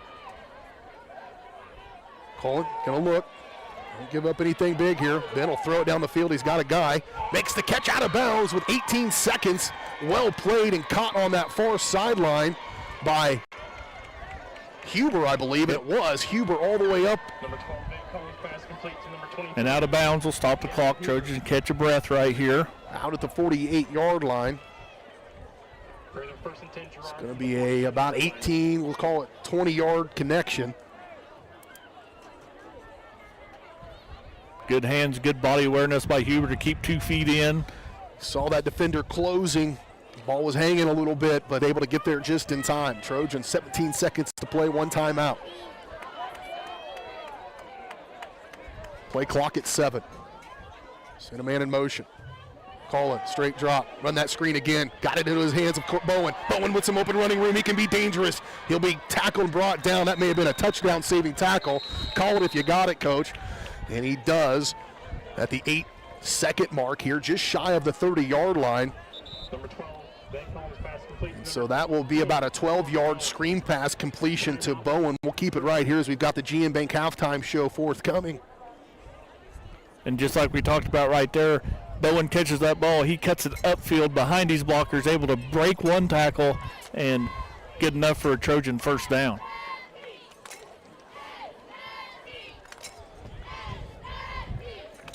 Nice little flurry here now in the last half. Can you take some of this? You certainly can take some of this confidence into the locker room.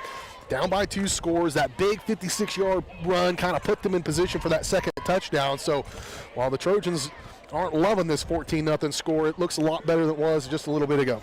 And the Trojans, they had that long drive in the first quarter too, BJ. I mean, Trojans have moved the ball. They just haven't been able to get rewarded. They've not figured out a way to punch it in for a score. Yeah, Girard was inside the 15, had a 4th down and 2, and weren't able to convert on that. Had a 3rd and 1 before that. Yeah. And went backwards. They actually converted on a 4th down in that drive as well to keep that one alive. But now you have a shot towards the end zone. Watch out for 10 or 1. Get them down the field. Got to have time to throw it. They'll run that screen pass again. There's 71. Knocked it down, but that'll stop the clock, so they'll get 1 more play. 6'5". Connor Hudson. 6'5", 280. He stands out. Yeah, you don't see a lot of them at the 3A level. Nope. But, yeah, he's just able to get his hands up. They teach that, BJ, the ref's doing something. I don't know what he's saying. 5 seconds. It was 4, actually, but we'll take the 5. But I was going to say, they teach you as a defensive lineman that if you can't get pressure at the quarterback, just get your hands up, try to get in the throwing lane, and he did a good job right there. Bowen and Ognabini on the far sideline. Got to have enough time for those guys to get down the field. It's going to be a 2-man route that far side. And now Coach Slade wants to take a timeout and discuss it. We talked about our area matchups, as we're going to go ahead and keep it here once again. This late rally here down the stretch. Games we were watching around our network of games. If you want to go, varsitysportslive.com, or check them out on YouTube. Spring Hill against St. James Academy. Somebody look at that game real quick and text me that score. I'd like to know what it is. Spring Hill trying to break a little bit of a tradition for them against some of those schools. Tonganoxie taking on Bishop Miege at Tonganoxie Sports Live. and the Eudora hosting Paola. Those are a pair of our Varsity Sports Live teams. That went on our Varsity Sports Live YouTube channel. If you want to go watch, that's pretty good. Eudora's got a chance to really make a run in Class 4A, and I truly think Spring Hill has an opportunity in 5A as far as some of our area schools. We mentioned Frontenac hosting Holton. Riverton's in action tonight. Labette County hosting Chanute in Class 4A.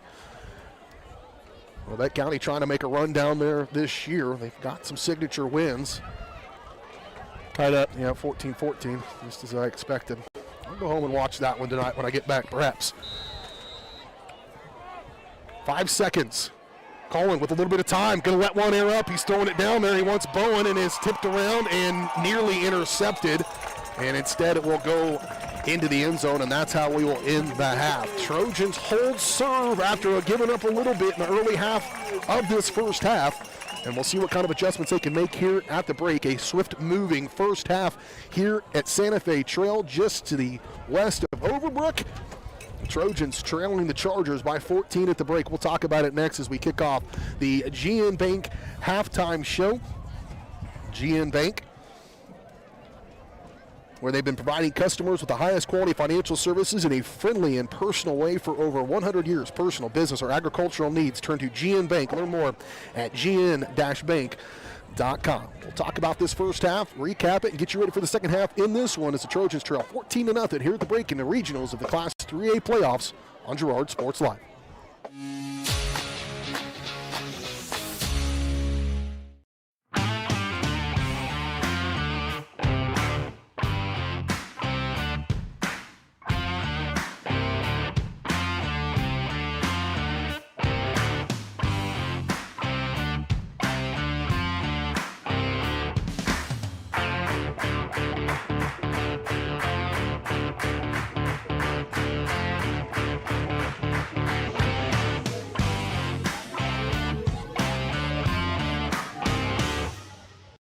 You've enjoyed life. Over the years, your community has become your passion, something you hope future generations get to experience, just as you have. That's why the Girard Area Community Foundation has worked hard to help fulfill charitable goals and inspire generosity, meeting the needs of the communities they serve. Creating a legacy fund with GACF ensures what you leave behind is an effective and lasting improvement in the community you love so dearly. Make plans to visit GirardAreaFoundation.com, preserving traditions for those who follow.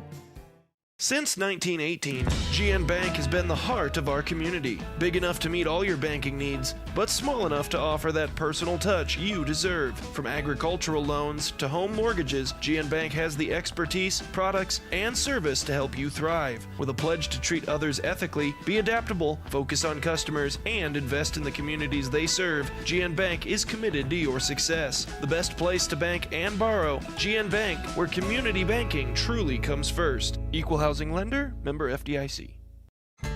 Welcome to Homestead of Girard, assisted and independent living right here in our hometown. At Homestead, seniors enjoy compassionate care in a community designed for comfort. Licensed professionals provide support with daily activities, dressing, bathing, and medication management. Residents enjoy home-cooked meals and the comfort of their own private apartment. Call 620-724-6760 to schedule your tour today. Homestead of Girard, senior living with compassion, comfort, and community.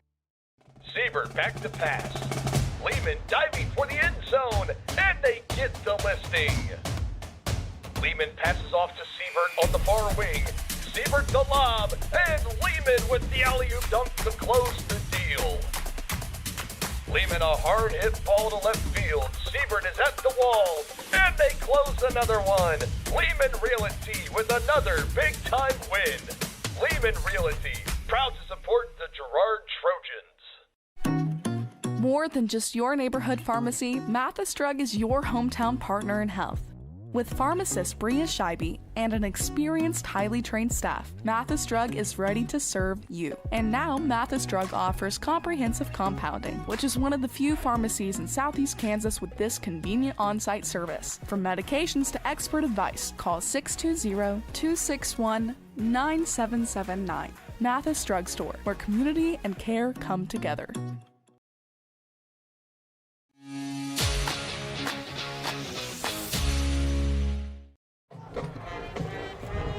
Santa Fe Trail Charger Marching Band entertaining us here at halftime at the GN Bank Halftime Show. BJ Harris with you alongside me, Jess Murphy, Michael Kissel, as we are at this halftime score of 14-0, as you see there on your screen. Trojans and Santa Fe Trail. Here's how we got to where we are as we take a look at it on our Canard Eye Care Eye on the Game.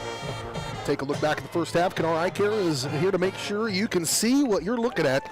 Canard Eye Care with locations in Pittsburgh and Girard, here to help you, their valued customers. Learn more at canardeyecare.com. And here's how we got to where we are. Pretty fast-moving first half. Each team having some success and then having some mistakes.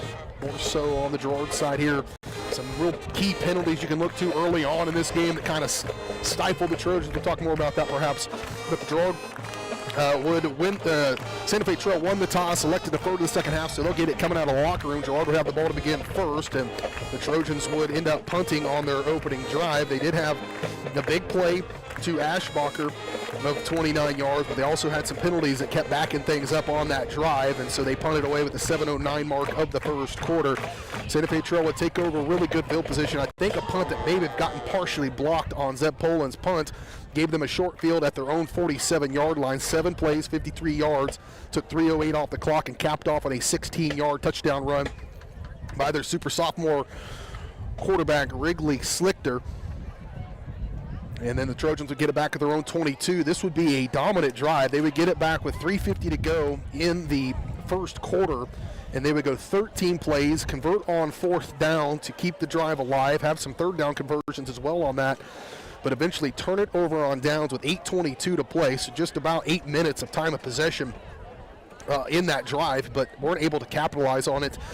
That was a missed opportunity certainly in this game. And then Santa Fe Trail would take it back at the 8:04 mark of the first half, and they would go 4 plays, a 56-yard run by Wrigley Slichter, and then a 25-yard pitch and catch on a dime thrown by Slichter to Xavier Davis. And with 6:38 to play in the first half, it was 14-0. The Trojans would get it back, but then they would cough it up on a fumble 3 plays into that drive after starting at their own 28. And so there you have it, giving it over to Santa Fe Trail at Girard's 39-yard line with just under 5 minutes to play in the first half. It's not looking good. It's looking like it easily Santa Fe Trail is going to go up by 3 scores. Nope. 5th play of that drive, they fumble it away on a little end around, trying to get the first down to Kane Tantaros, and he gets it stripped from him. Don't know who got that, but it was a big play, probably the biggest play of the game so far for the Trojans. Girard would get it back with just over 2 minutes to play in the first half. They would run 6 plays, but have to heave it one towards the end zone. It nearly was intercepted, but it wouldn't have mattered as the clock had run out. So there's a pretty quick Canard Eye Care look at the game, because it was a pretty quick first half. Each team possessed it for quite a long time on a couple of possessions on the ground game, but for the Trojans, Murph, you're looking at this game and you kind of feel like there may be some missed opportunities, but then you might feel a little bit lucky here too. So what are you talking about there at the locker room? Well, I'm going to talk about limited penalties. You didn't talk about opening kickoff, BJ. Yep. We return it across the 50 to the 40-yard line, called back on a holding penalty. We get a couple first downs. We end up back-to-back illegal procedure penalties. We end up 1st and 20, and we just can't recover after that. But, I know I'm a Trojan homer, but, I mean, they have not had any problems hardly moving the football. I don't want to harp on it. I got word there was an inadvertent whistle. Trojans turn them over, the Chargers over, or it's a 7-0 ball game, but somewhere there was an inadvertent whistle, stopped the play, Chargers got to keep the ball. They dropped that dime at the goal line and go ahead. So you feel like you might have had some opportunities. Certainly plenty of things to work on. Trojans are coming to the line of scrimmage. They're running a little bit of a 2-play. So coach is seeing some things he wants to try to take advantage of, but we haven't seen that really come to fruition yet in this game in that 2-play call. But certainly an opportunity for Girard. This opening drive of this second half is crucial, as you can get a stop and really reset this game. Certainly if you get a stop and go score, it's game on. Right, and Trojans have managed just 1 stop so far in the first half, but doesn't mean it's a whole nother ball game. Coaches get paid by halftime adjustments, and we'll see if Coach Philpott, he's been pretty good over the years of making these half-time adjustments. So we're going to take another quick break. We'll come back. We'll take a look at our halftime stats brought to you by B&B Excavating. and start to get you ready for second half action here from Murph. Going to try to go find some scores, mostly for me, but we'll let the audience know what's going on as well as we continue here on the Girard GN Bank halftime show on Girard Sports Live.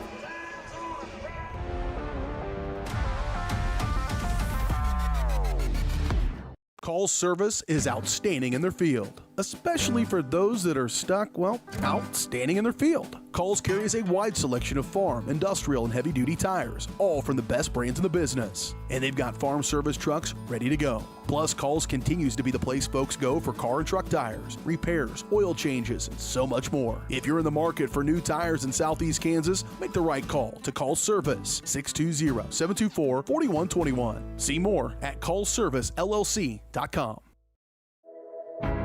At Girard Medical Center, our physical and occupational therapy department is dedicated to helping you bounce back stronger. Whether you're recovering from an injury, surgery, or just want to move better every day. From student athletes to seniors, we provide personalized care and expert support right here at home. To learn more about our therapy department and our other services, visit GirardMedicalCenter.com, a proud supporter of the Girard Trojans and your hometown team for health and healing. Rooted in rural, focused on you. Thanks to your support, Canara Eye Care has expanded. With double the space, they offer more exam rooms, larger optical selection, and extended hours to fit your schedule. And with the latest technology, they can quickly diagnose any eye-related issues. All patients are welcome at Canara Eye Care, the clear choice for your family's vision. A partner in your fields and in your success. That's what you get with Murphy Seed. Channel seedsman Matt Murphy knows your field and can recommend the elite seed products designed to perform in your area, maximizing the profitability of every acre. And now Matt's care for farmers goes beyond seed as an agent for the new 4-state Farm and Ranch. From the best inputs available to the protection you need, call Murphy Seed at 620-249-6419. Your partner at every stage. Matt Murphy at Murphy Seed. Prairie Mission Retirement Village. People caring about people in the loving spirit of Christ. Spacious apartments made to feel like home. And a loving, caring, experienced staff. That's the Prairie Mission difference. A continuing retirement community promoting person-centered care with an on-site clinic from Labette Health and offering independent living apartments, assisted living, and long-term care, all with the respect and care our loved ones deserve. Prairie Mission Retirement Village, St. Paul, 620-449-2400.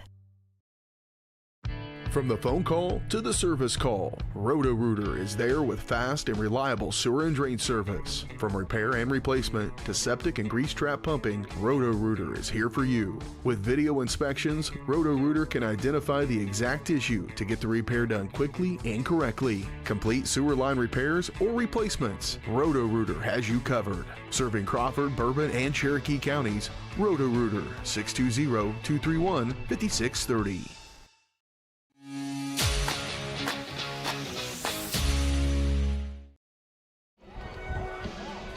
That blue, yellow, and red Charger logo. I bet you could see some lightning out here, bro. If you were standing on this press box, you'd probably see a storm come in for hours. Out here in the bean fields all around us, they had fireworks right beforehand. We think it was oxyacetylene bombs or something in the end zone here that came up, and it was a nice festive atmosphere. I'd say the Santa Fe Trail fans are into it, but probably not feeling real good. A turnover by their team in that first half. Trojan had one turnover in that first half as well. We are generally prohibited from doing instant replays in the postseason, so we're not going to have very many of those. I'm going to try to figure it out here. We're also down on our backup crew is what I am.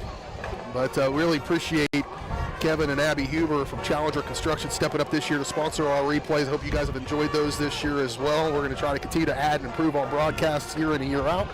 And I've come a long way since about a decade. Next year will be our 10th year of Girard Sports Live, Murph, for that one. That's the longest I've ever done anything consistently, I think. But I do appreciate Challenger Construction. When the toughest terrain meets trusted expertise, choose Challenger Construction with more than a dozen revegetation services, hydro seeding, dry seeding, and more. I got to see those guys do some of that hydro seeding. I came home covered in whatever they put in that stuff. Plus, seeding. Challenger, well, it's a little wet and a little stinky. But plus, Challenger is your local call for pond building and tree trimming. Challenger Construction, 620-724-4222. A pair of Trojans went off and came back home, and have had some success, and we're happy to have them as a part of our advertising crew. You are getting a chance to watch this game for free. Thanks to those advertisers all year long, we're able to do this, and it's becoming. Write down how many free TV options you have right now in your house, and we're one of those. And we're going to try to continue to be that way. I'll be up against the standard that's being set in the postseason by other people and other organizations, but we're going to work hard, and we thank our business partners. So when you see those businesses, you see a commercial on here, and you see those folks out in the community, tell them thank you, because the alternative is a $10.99 charge to watch your team play in the playoffs. And so we're going to continue to try to do that as well as we can, until we run up against the powers that be that tell us we can't. So, and even then, that sometimes doesn't always stop. Sometimes we still do. But here we are trying to get this one going in the second half. Also, trying to get all of our sponsors recognized. We do appreciate also B&B Excavating, our halftime stats sponsor. Murph wasn't keeping stats in that first half, so I apologize. I kept figure one. some of these up, but man, 2 fumbles, the biggest stats I would say. One invertent whistle. And so, halftime stats, B&B Excavating, the numbers don't lie. Dirt is very heavy. Trust the guys at B&B Excavating to move what needs moving, specializing in septic systems, water line install and repair, driveways, rock hauling, and leveling. B&B Excavating, 620-724-2735. Both teams have come out of the locker room now and are warming up here. We went around some of the halftime scores.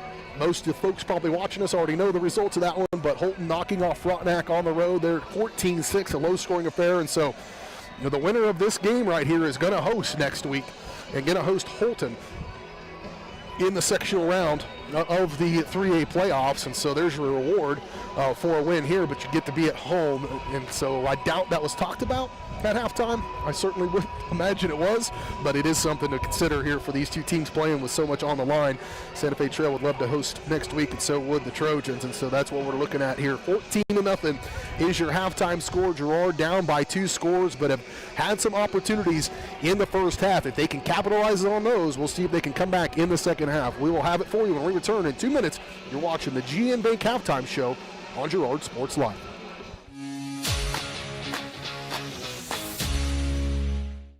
Call service. Every day, people are discovering that bigger isn't better, better is better. Big box stores continue to disappoint. You have spoken, and we have been listening. You want a great selection with dependable service at a competitive price. We understand, and that's what we bring to you every day. We know that we have to work hard to earn your business, and we will. Bigger isn't better. Better is better at Heidrick's, Fort Scott, and Girard.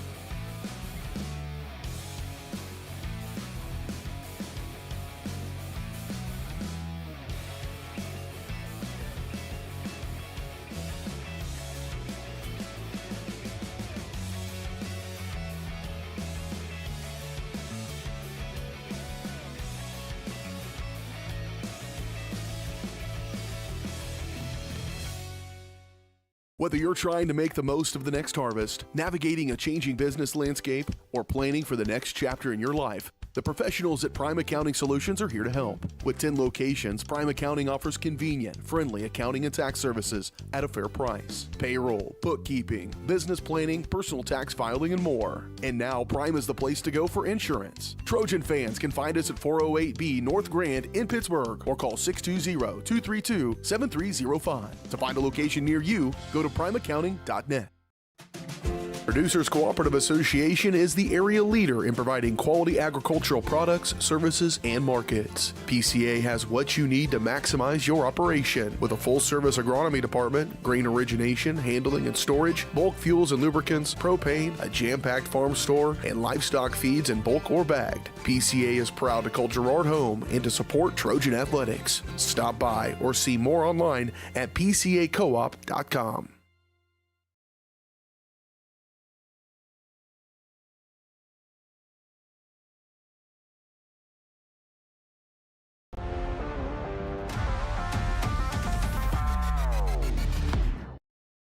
Here.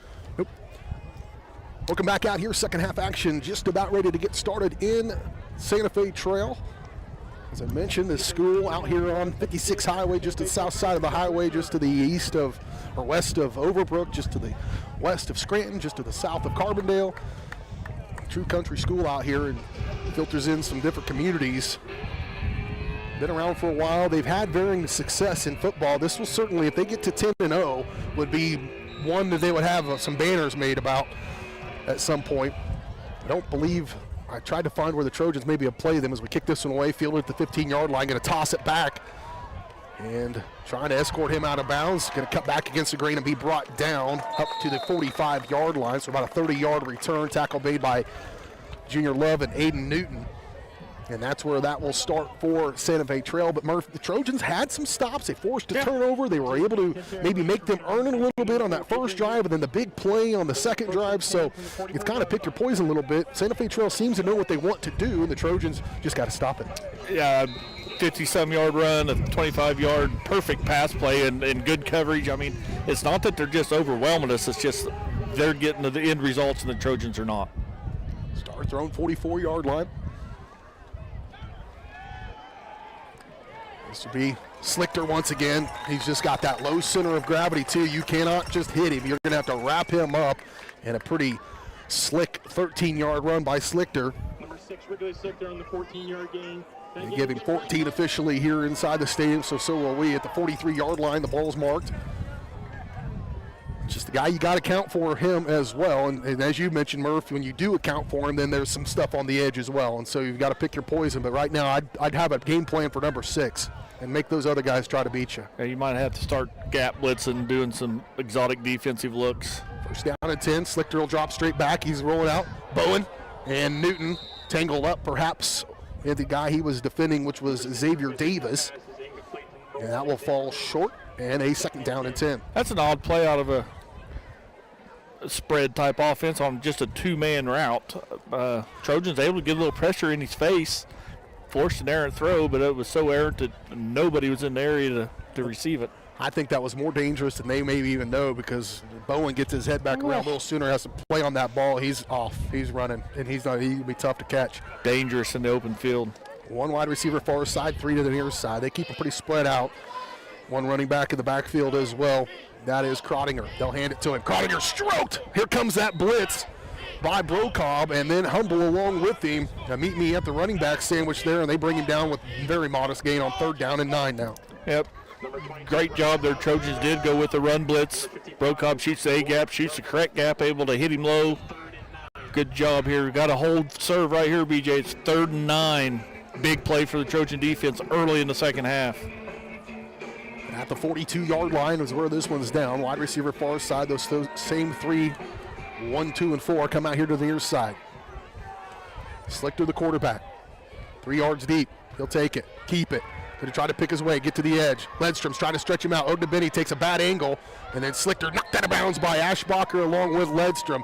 I tell you what, Ledstrom giving some effort there on that one to stay with it. He had the initial stretch and then had to get at an angle and catch outside there, but it brings up a 4th down and probably going to go for it here for Santa Fe Trail. Yeah. It's 8 yards on a 3rd down and 9. Just outrun us to the corner right there, BJ. You said Owen Benny, he kind of didn't have the best angle at him, kind of running an L shape if I'm a baseball reference, but yeah, here we go. Big. I thought the 3rd and 8 play was a big. Man, this one's huge. Game changer. 4th down and 1 for Santa Fe Trail. Slichter straight up the middle. He's got the 1st down. They just went man-on-man right up the middle and trust their offensive line to get what they needed to. They needed 1. They get 4. And up to the 30-yard line. Slichter a little bit slow.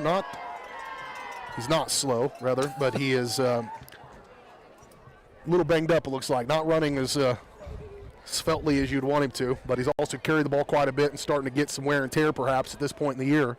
1st down and 10 at the 30-yard line. 10:08 to play 3rd quarter. 14-0 your score. Trojans down by 2 scores.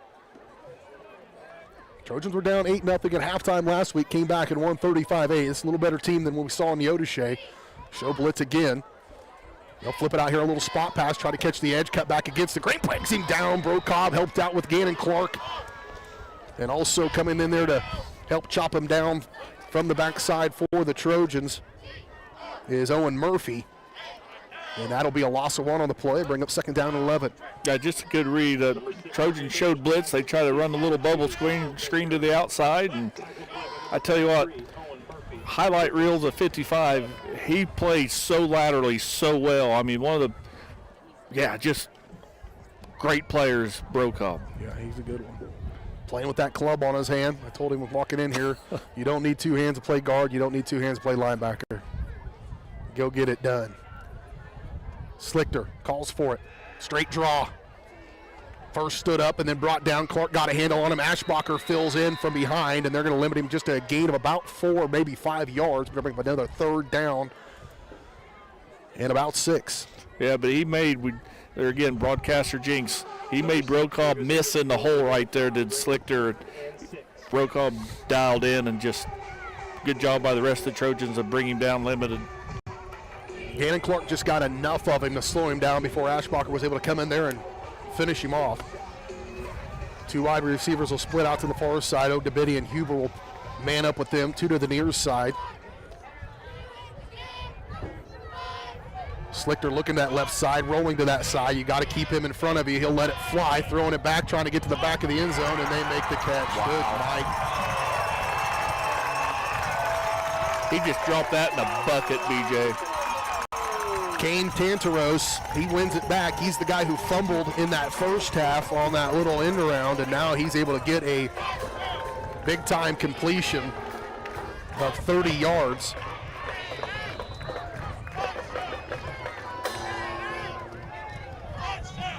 So an 8-play drive started at their own 44-yard line, capped off on a 30-yard pitch and catch. Boy, the Trojan defense felt like they were doing what they needed to do on that drive, and then the big play puts them down now 21-0, 8:16 to play in the 3rd quarter. We'll update that when we return as well.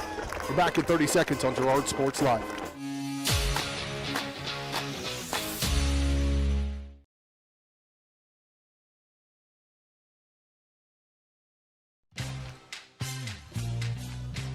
Tries to make something out of nothing. The Trojans all over him. It's going to be a big A loss. Trojan sack means $2 short stacks at Eastside Cafe. Kick off your day with a hearty breakfast or take that midday break at Eastside Cafe. And this fall, when the Trojans get a sack, you get $2 short stacks the following day. Dine in only. Restrictions apply. Eastside Cafe, a favorite of the 4 states winner.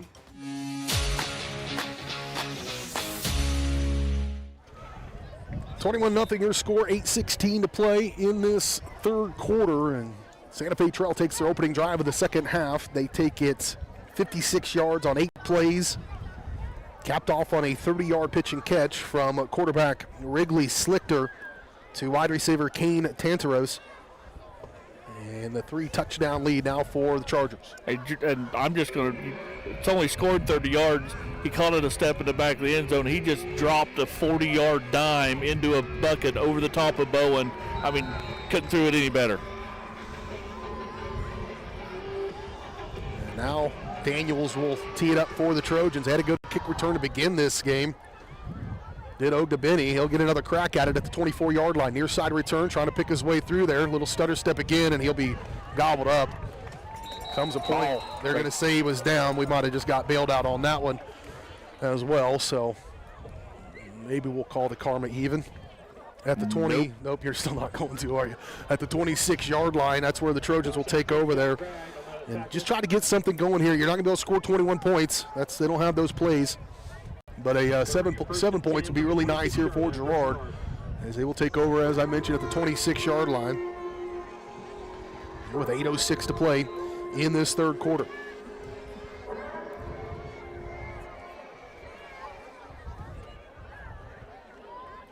Keeper for Colin.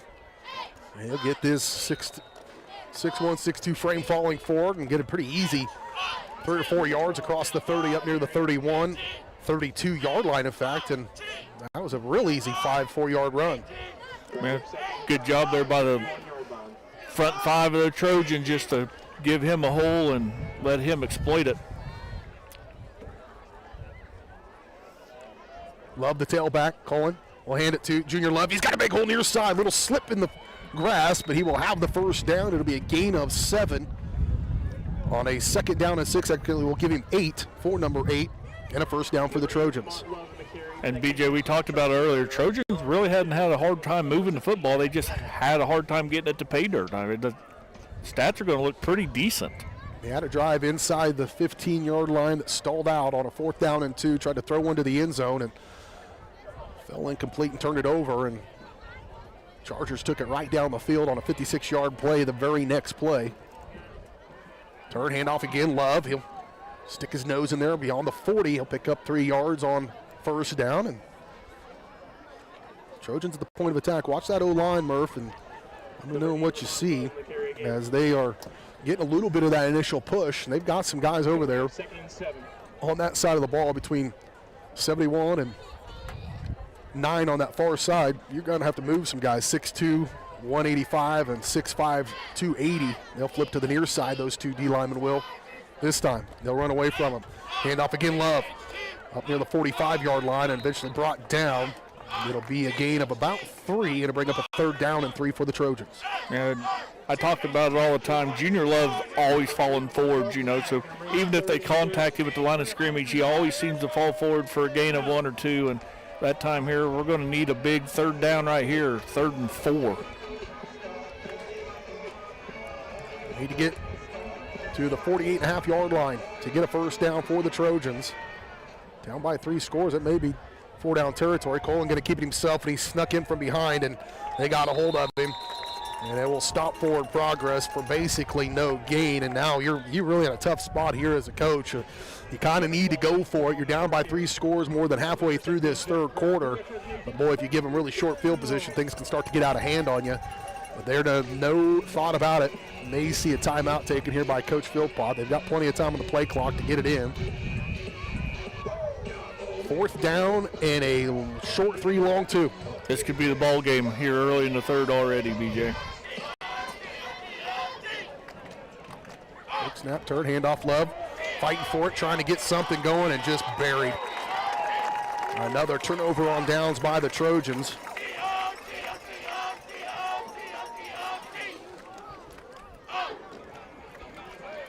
And that will give Santa Fe Trail back the ball inside Trojan territory at the 47-yard line. That's where they'll start. That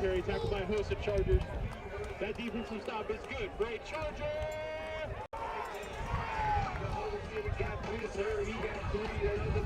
5:17 to go in the 3rd quarter. First down and 10 from the 47.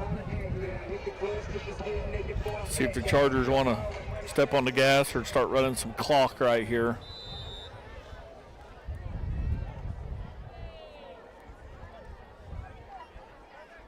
Little play action wide open. Just overthrew it. No, he didn't.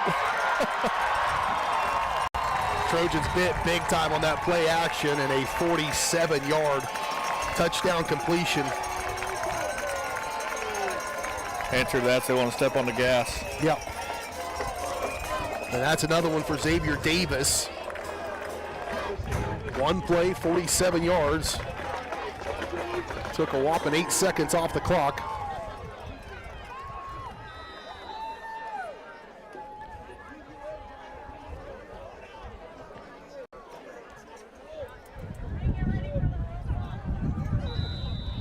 The other thing, you get into a situation too, Murph, where you're behind by 3 scores, and so you start trying to do more perhaps than you should. And in that situation, somebody had a responsibility, but they wanted it to get in on that run play, and you really just have one thing to do, and that was number 1. And number 1 got left all by himself, and Slichter can put the ball where he needs to put it. That left hand, he's 5'7", but he can flat throw it and put it where he needs to. 5'7", 150. I mean, not your ideal size for a quarterback, but man, he's a good one. Hats off to him. I mean, he plays position well, and hats off to that play design right there, BJ. I had no idea they snuck a receiver out on a go route as they just ran the guard pulled. I mean, it looked exactly like every other option play they had run so far in this ball game. Except this one had a 47-yard pass tacked on to the end of it. Bowen and I believe Huber with their heels at the 10-yard line to return this one for Girard, and They haven't kicked it deep since the opening kickoff either. The Ashbacher, I believe, actually on that far side. No, they're sneaking in here, going to tempt them to kick it deep. Daniel's the kicker. He's doing their place kicking in. PAT kicking. Poland jumped up, maybe let that one. Oh boy, you got to get that one. Here's side, or far side return there by Ashbacher. He'll get on it and fall across the 20 up to about the 23-yard line. That's where the Trojans will take over on this offensive drive. And remember what I said on the last one? Just repeat it. Like, I wish I had the replay. I could just hit the replay and play this. What I said to start the last drive. Can't get 28 points on one drive. You just got to go down and try to get something positive here. And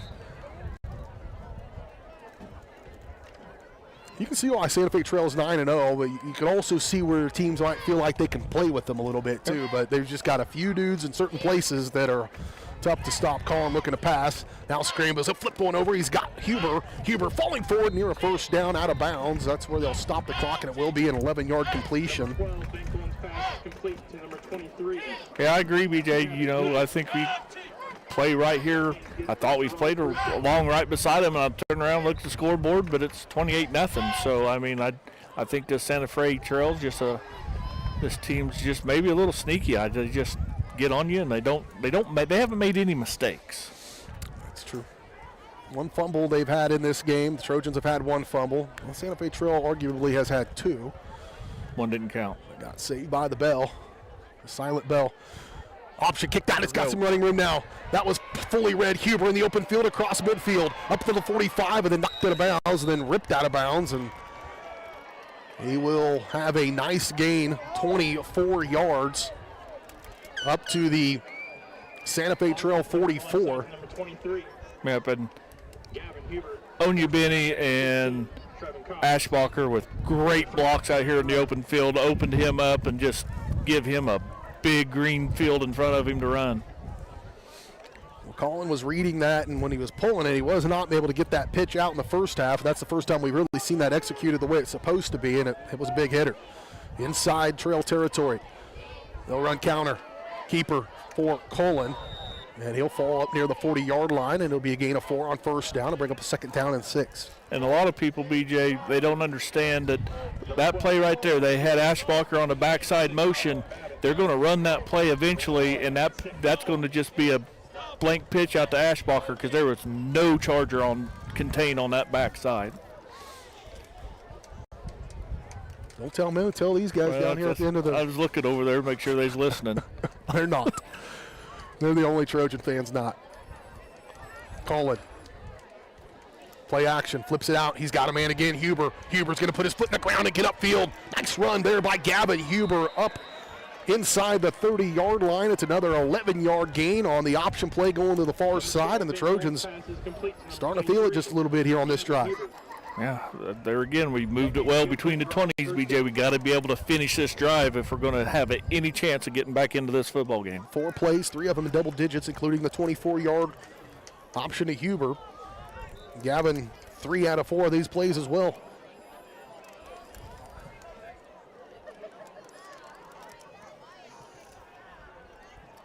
They'll overload that right side. Will the Trojans? They'll run it opposite of it. Colin's going to keep it himself again, and he'll fall forward for a couple. Number 12, big ball on the short keep. Tackled by Wall. Chargers bring up second and long. Yeah, bring up just a 2-yard gain, bring up second down and 8 for the Trojans.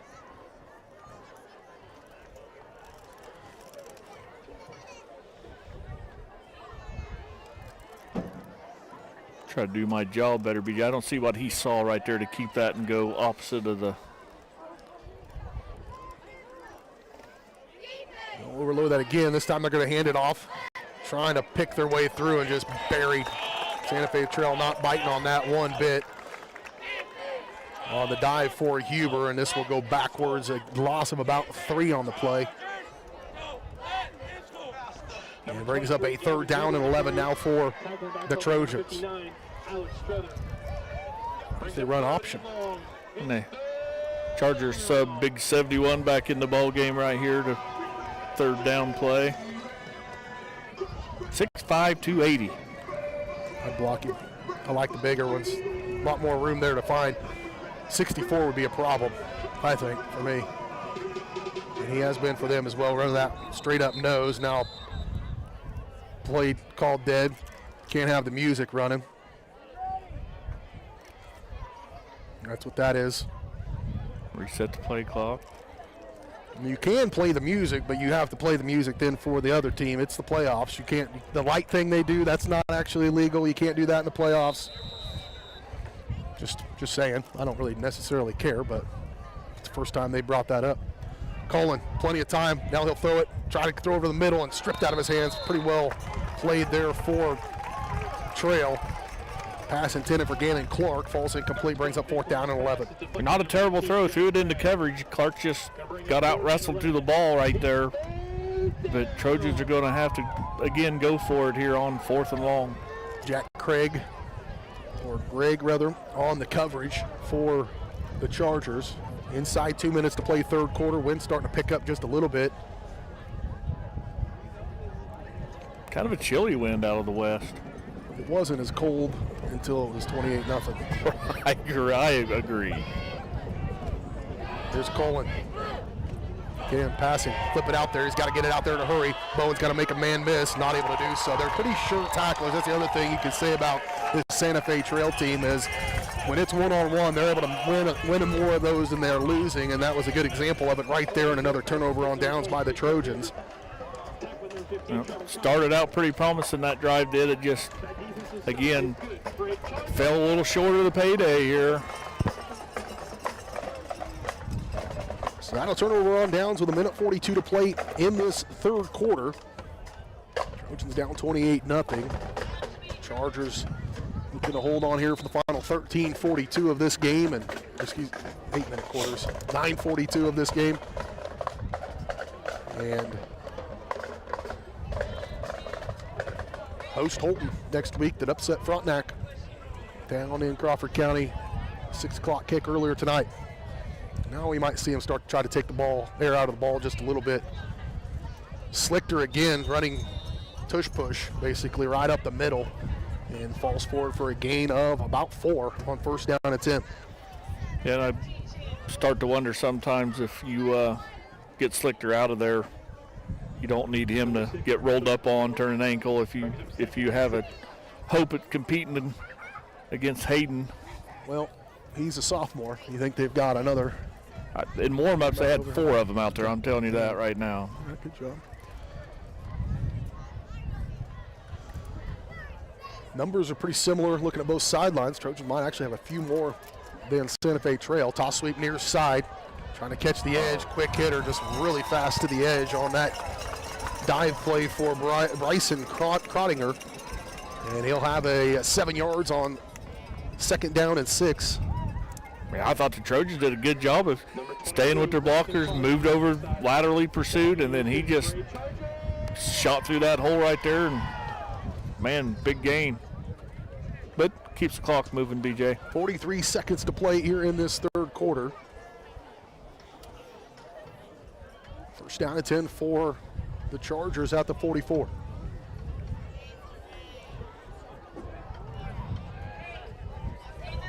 Bunch trips near side. One wide receiver on his own out to the far side. Ogdebini's got him. He'll turn handoff up the middle. Crottinger, he's got nothing. Trojans able to bury that one.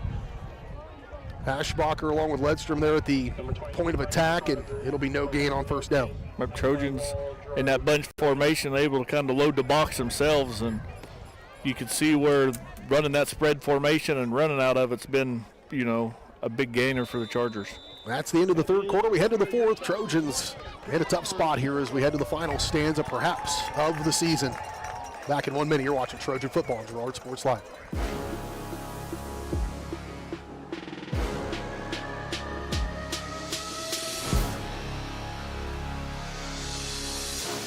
Since 1918, GN Bank has been the heart of our community. Big enough to meet all your banking needs, but small enough to offer that personal touch you deserve. From agricultural loans to home mortgages, GN Bank has the expertise, products, and service to help you thrive. With a pledge to treat others ethically, be adaptable, focus on customers, and invest in the communities they serve, GN Bank is committed to your success. The best place to bank and borrow, GN Bank, where community banking truly comes first. Equal housing lender, member FDIC.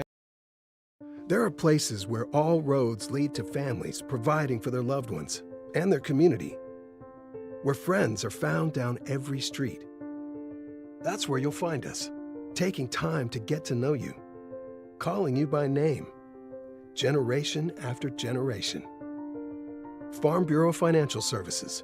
It's your future. Let's protect it.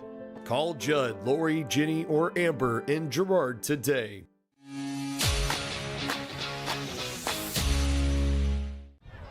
Here we go, fourth quarter action. As we start here, Santa Fe Trail with it, 2nd down and 9. Toss it out there, bottled up Love. Bottles up Crottinger. Or rather, that was Slichter for Number 6, Ridley Slichter, the keeper. that one. He picks up 3 yards, bring up a 3rd down and about 7. 3rd and 6. How many times have I lost that pin tonight there, Michael? But BJ, I'm just going to throw this out there. Good teams, when you got them bottled up behind the line of scrimmage, find a way to get 3 or 4 yards. Yep. That's right. Limit negative plays, limit penalties, always get positive plays. No matter if they're small a little bit, you'll have a chance to win a lot of games. 3rd down and 6. Slichter roll out near side looking. Finally gets a little pressure on him, lets it fly. Sideline out of bounds, incomplete. Pretty good coverage there for the Trojans. Basari. Number 6, Ridley There's Basari, Adam Basari on the coverage and intended for Kane Tantaros, who had the last touchdown reception for Santa Fe Trail. Are we going to see a punt? I believe so. First forced punt of the game.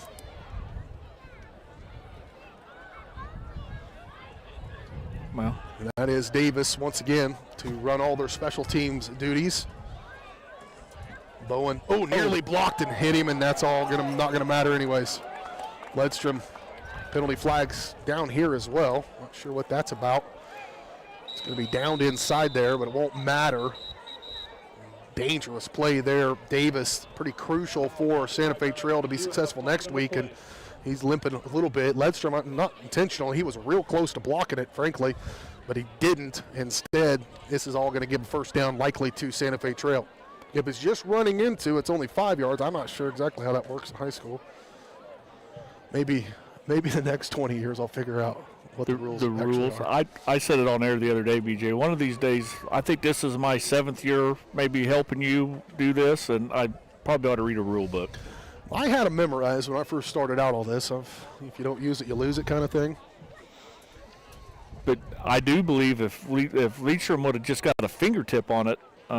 Yeah, if you make any contact with the ball, it doesn't matter what happens after that, but I don't believe he did. He was close, though. No, I don't think he did either. Here's the problem. They would take that back. I'm about to find out here. Could be. There's another penalty flag here. I'm not exactly sure what that is. Holding on Trojans. Holding? What? First down Trojans. How is it? Half a distance to the. I guess they accepted this penalty down here. They waived this one off. They waived it off, or they just didn't accept it? Didn't accept that one. Accepted the holding penalty down here, and half a distance to the goal was the call. Trojans going to have the ball. So it must have been maybe a running in. It would have been 4th down and 2 instead of 4th down and 1 instead of replaying that and keeping the ball. I don't know why you would do that. Maybe they feel pretty good about their chances here with the Trojans back against the wall here at their own 1-yard line. We need to get one of those guys back at New York. We need somebody that's set up there. It's an official on call that we can go bring into them and let them explain what's going on. I'm sure that won't be cheap. Turn handoff up the middle and barely getting across the goal line back into the field of play on the dive for Junior Love. It'll bring up a 2nd down and 10 once again. If they're going to give him forward progress about to the original line of scrimmage right there. So I agree, BJ. I don't know, with all your resources, you might know a guy. Yeah. I have a guy, but my guy don't do that.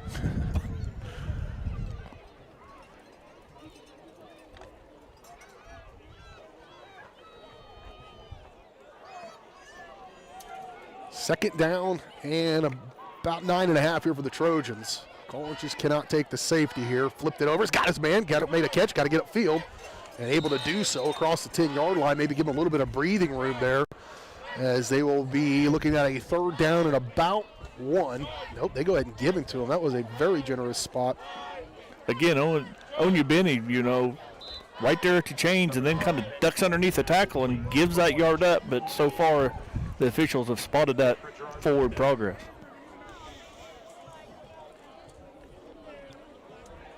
So 10-yard completion. Moves the chains, first down and 10 for the Trojans at the 11. Colin now. Too many men in motion. Illegal procedure.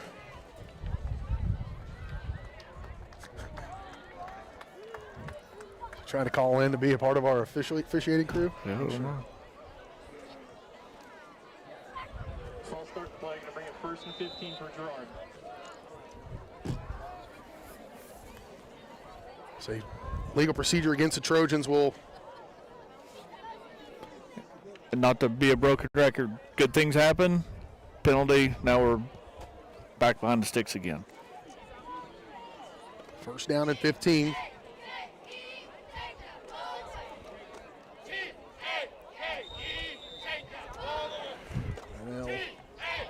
Good hard run there by Junior. Able to get back some of that penalty yardage.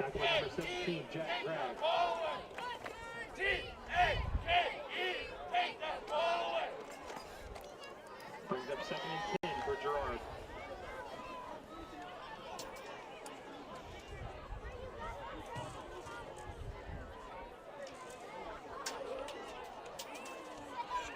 Turn, option, kick. Try to get Bowen to the edge. He's able to catch that edge and try to use his speed. Penalty flag all the way back here with Love and the big fella, Gavin Smith, getting tangled up.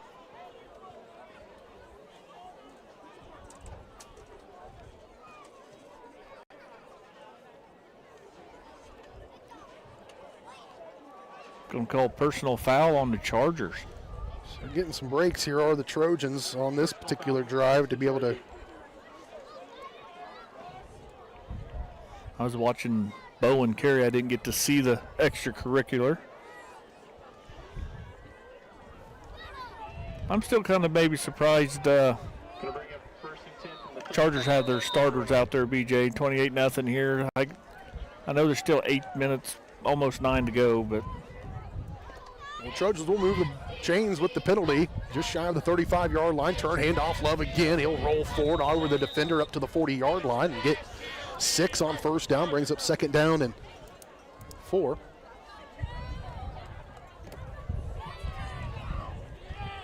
Just Trojans just think if they could have capitalized on a couple of those early drives, BJ.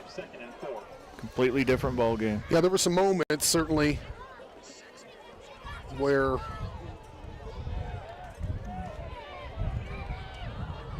if that doesn't go negative in those moments, I mean, think about the opening kickoff, frankly. If that sticks and the Trojans have great field position to begin the game, go down, punch it in, up 7-0, I mean, it's game on really at that point. And again, there's some positions here where it looks like as if Santa Fe Trail's outmatching the Trojans. Had a couple of key spots across the board, and I've been in these games. I was at Topeka Hayden last year where the Trojans traveled up there. That was definitively a better team than the Trojans. This is too, but not as much, and certainly because of some of those key players that have really stepped up. Slichter's a really nice player for them, and the Trojans just have not been able to have an answer for that. Colin, dropping back, try to throw up underneath again for Huber, and he retreats. See if they give him any forward progress. Perhaps they do a yard to bring up 2nd down and 9. Gavin Huber. Tackle clear by number 17, Jack Gragg. Brings up 2nd and 9.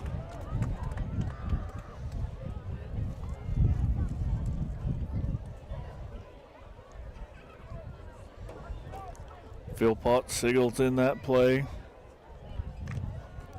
One of these days I'm going to learn these signals, BJ, so I can know what play's being called and be a better color analyst. Good luck. It's probably first figure out how to say analyst. Here, flip it out here near side Bowen. He's going to come across out of 50 up near the 48-yard line. Nice run on 2nd down and 9. He'll pick up 8. It'll bring up a 3rd down and 1 for the Trojans. Nice little run right there. Number 12, big balls pass, complete to number 10, Corbin Bowen. Good luck learning those signals. I'm sure that's fairly complicated knowing Neil. I can't see that far either. Well, that's going to hurt you. High snap, able to pull it down. Love's got the 1st down across the 45 up near the 44, 43-yard line, and move the chains here for Girard just inside 7 minutes to play in the game.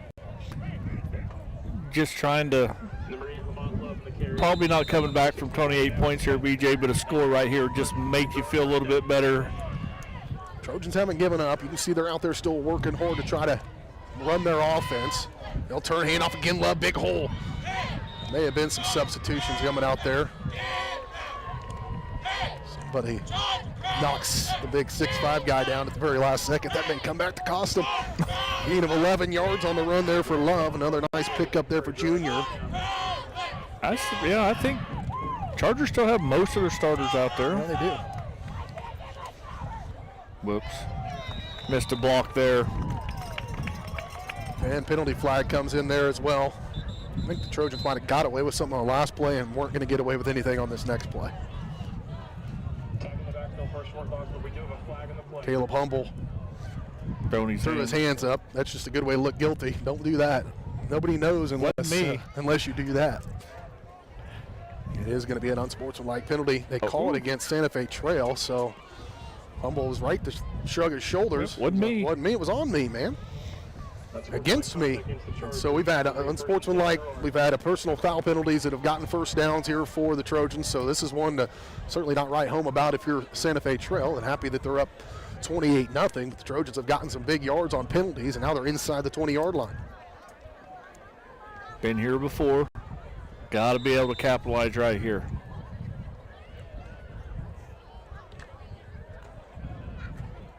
Our cameraman doesn't have the extra layers of blubber that you and I carry to keep us warm, so I think he's starting to get a little chilly over here. He's got a nice Trojan sweatshirt on. Straight drop Colin. He'll fling it. Looking deep, wants Ogdenbenny, and well defended, knocked out of bounds. Said his name quite a bit here in this second half. Number 2, he's played a pretty good game. Kane Tantaras. Bring up 2nd down and 10 from the 19 for the Trojans. Clock stops with 6 minutes to play here in the ball game. Good closing speed was Tantris there. Some of these seniors likely playing their last snaps here. Gannon Clark out there. Adrian Newton, Junior Love all getting their opportunities here in this one. Ashbacher mentioned Basari as well. Got in on play earlier in this second half. Turn, handoff, Love, good jump step there. Cuts inside and falls forward near the 14-yard line. It'll be a 3rd down and 5 when they get the ball set for play here. Certainly 4-down territory for the Trojans. Pretty senior-heavy line too, BJ. Owen Murphy, Humble. Guess not too senior-heavy when I can only come up with 2. We'll mention them all here as we roll on through the last part of this game. Here's Colin going to keep it himself, and he'll dive forward near a 1st down. Nice to keep his feet, and I think he'll have it. Needed 5, got exactly 5, and moves the chains once again. No, they're going to say 4th down. I got a little ahead of myself there. I have yet to determine what the spot could possibly be here tonight. Well, football's setting on the 10-yard line. The stick is setting on the 10-yard line. A little beyond the 10, I guess. So they just need to get a half yard here. You got your big quarterback. I'd say leaning forward and go get it. We'll go out of that little pistol set. Colin, nice snap. Man. Goodness gracious. That story of the season right there, partner. About right there on 4th down and 1. Just really need to run that straight dive. You know what would be great? Under center? Call me crazy. Call me crazy, having been around football for 40 years. There's a play that they have where the quarterback goes up underneath. He puts his hand right there by the center. He's 3 yards closer to the line of scrimmage. And on a 4th and 1, you can be at the 1 yard you need to get. You don't have to be at the 4 yards you need to get. So just put it in. You got a 6'1", 200-pound quarterback. You don't ever have to run it. You don't ever have to run it until you have it. I may have. You've harped on that, have you? Yeah. A time or two? Yeah. I may have mentioned it to our coach once, too. How'd that go over with? Not well. Yeah. I didn't get to talk to him for a couple weeks. You probably shouldn't be giving advice, Murph. We should not be giving advice.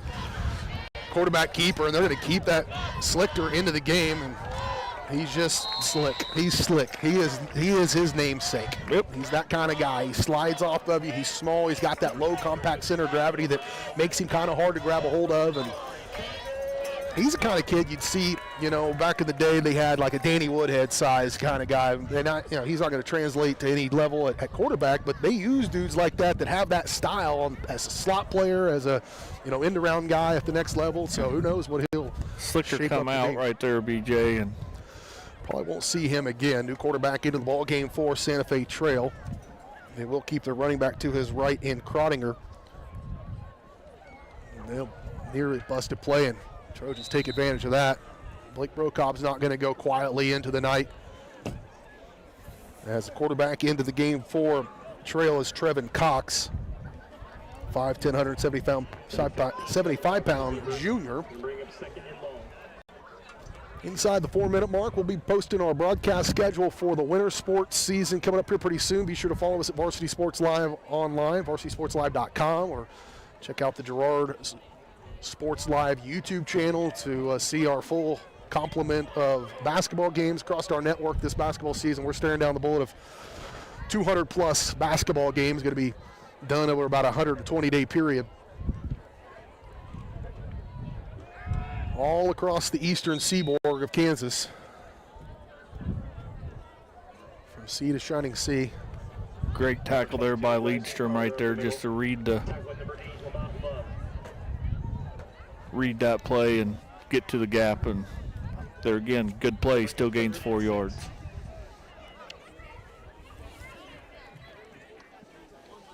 At this point, Trail trying to just pick up a couple first downs and get out of here. Again, they will host Holton here next Friday night in the sectional round of this 3A playoff. And I probably won't make that drive. Not going to make it back up here. It's an hour street west where I'm posted up right now. Knocked out of bounds. Stops the clock with just over 2.5 to play in this one. We'll try to pick up some wrestling this year and certainly have a full coverage of see what Coach Herlocker and Coach Westcott have rolling out on the hardwood this winter. Certainly the Lady Trojans, some high aspirations. The group of girls going to have plenty of opportunities, and see if they can keep that rolling this year with that strong senior class. Want me to give you some That's about all I know. Basketball tidbits? If you know something, say it, because I'm out. Free throws are pretty important in that game. Free throws are almost as important as being able to get up under center and run a 4th and 1 under center. Turn, they'll keep it. This is the backup quarterback, and he's got a big run. Trojans going to have to track him down. Little stutter step and able to knock him out of bounds as Bowen saving that touchdown on the quarterback keeper. There's a penalty flag all the way back here, just about 5 yards into it, and they're going to get a holding and bring it back. That's why that hole was so wide open. I didn't get the Trojan number, but as he went to make the tackle, he got tackled himself. I wonder how you get these car park spots down here. There's about 5 or 6 cars that get to pull right up to the track and park, and that's like raffle that off. That'd probably be pretty valuable. That'd find be a couple real valuable this time of year. There around Frank Jameson Field where you can park up there. Back in the day, BJ, I don't want to age myself, but everybody listening knows you and they know how old you are. So you used to maybe park right there to watch Trojan softball with extra, beverages in the vehicle. Of course. 2 to the far side. They'll keep it again on the quarterback keeper, and he'll fall forward. Number 15, Trevin Cox. For Trevin Cox, the quarterback, who's come in for Slichter. And noticeable speed difference right there as Cox hits that hole and just gets caught up in it. When Slichter was hitting that hole, BJ, he was slick gone through it. Yep. Most likely this Eastern 3A is going to run through Hayden High School. That's a tough place to play in the wintertime, anytime. And then certainly in the West, Andell, some of those schools out there will have something to say about it. But this, I think Hayden's got themselves a real chance this year. Perhaps Santa Fe Trail going to get a hold of Holton. Trojans trying to come down. Everybody had a chance. Ledstrom finally said no with a little bit of help from who else? Blake Brocobb. And we're inside 1 minute to play. We do have the Eastside Cafe post-game show coming your way.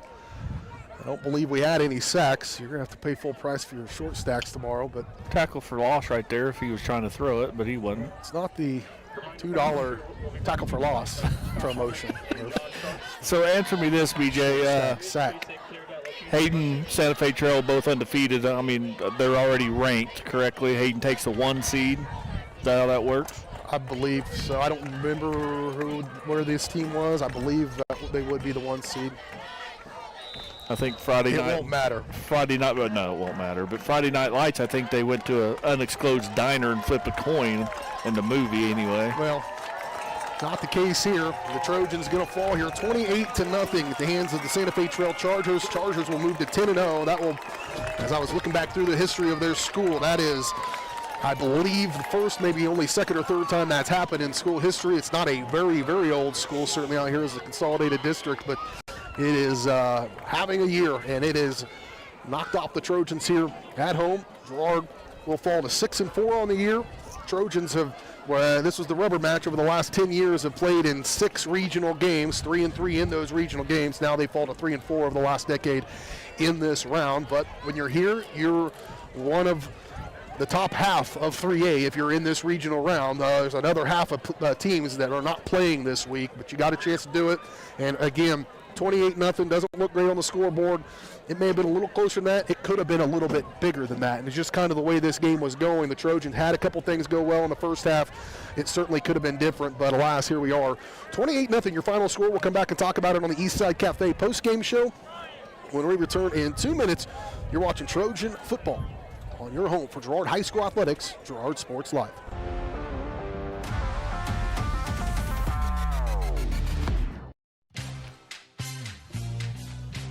Tries to make something out of nothing. The Trojans all over him. It's going to be a big The loss. Trojan sack means $2 short stacks at Eastside Cafe. Kick off your day with a hearty breakfast or take that midday break at Eastside Cafe. And this fall, when the Trojans get a sack, you get $2 short stacks the following day. Dine in only. Restrictions apply. Eastside Cafe, a favorite of the 4 states winner. Go Trojans from Eastside Cafe. Today we're going to do an experiment to see just how fast CrawlCan's multi-gig internet is. In your email, you'll find 2 links. When I say go, click on the first link to download the 500 gigabyte test file. Go! Okay, now when I say go, click on the second link in your email to upload the file. Go! I guess it really does eclipse all other internet. Release the CrawlCan. Monstrous multi-gig speeds for a low, no-nonsense price.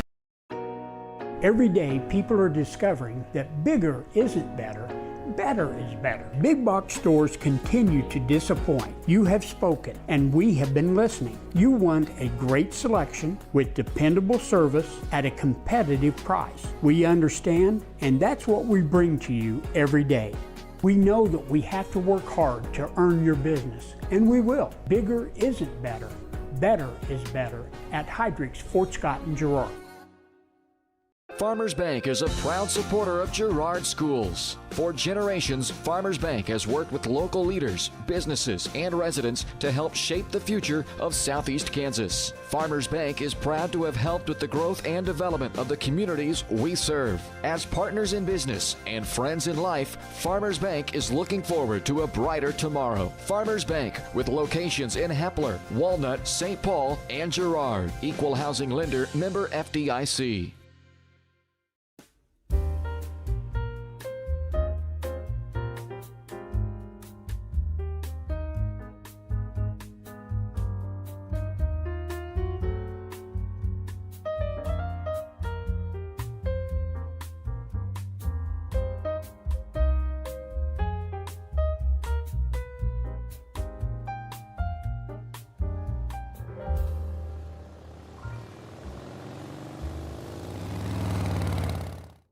Farmers Bank is a proud supporter of Girard schools. For generations, Farmers Bank has worked with local leaders, businesses, and residents to help shape the future of Southeast Kansas. Farmers Bank is proud to have helped with the growth and development of the communities we serve. As partners in business and friends in life, Farmers Bank is looking forward to a brighter tomorrow. Farmers Bank, with locations in Hepler, Walnut, St. Paul, and Girard. Equal housing lender, member FDIC.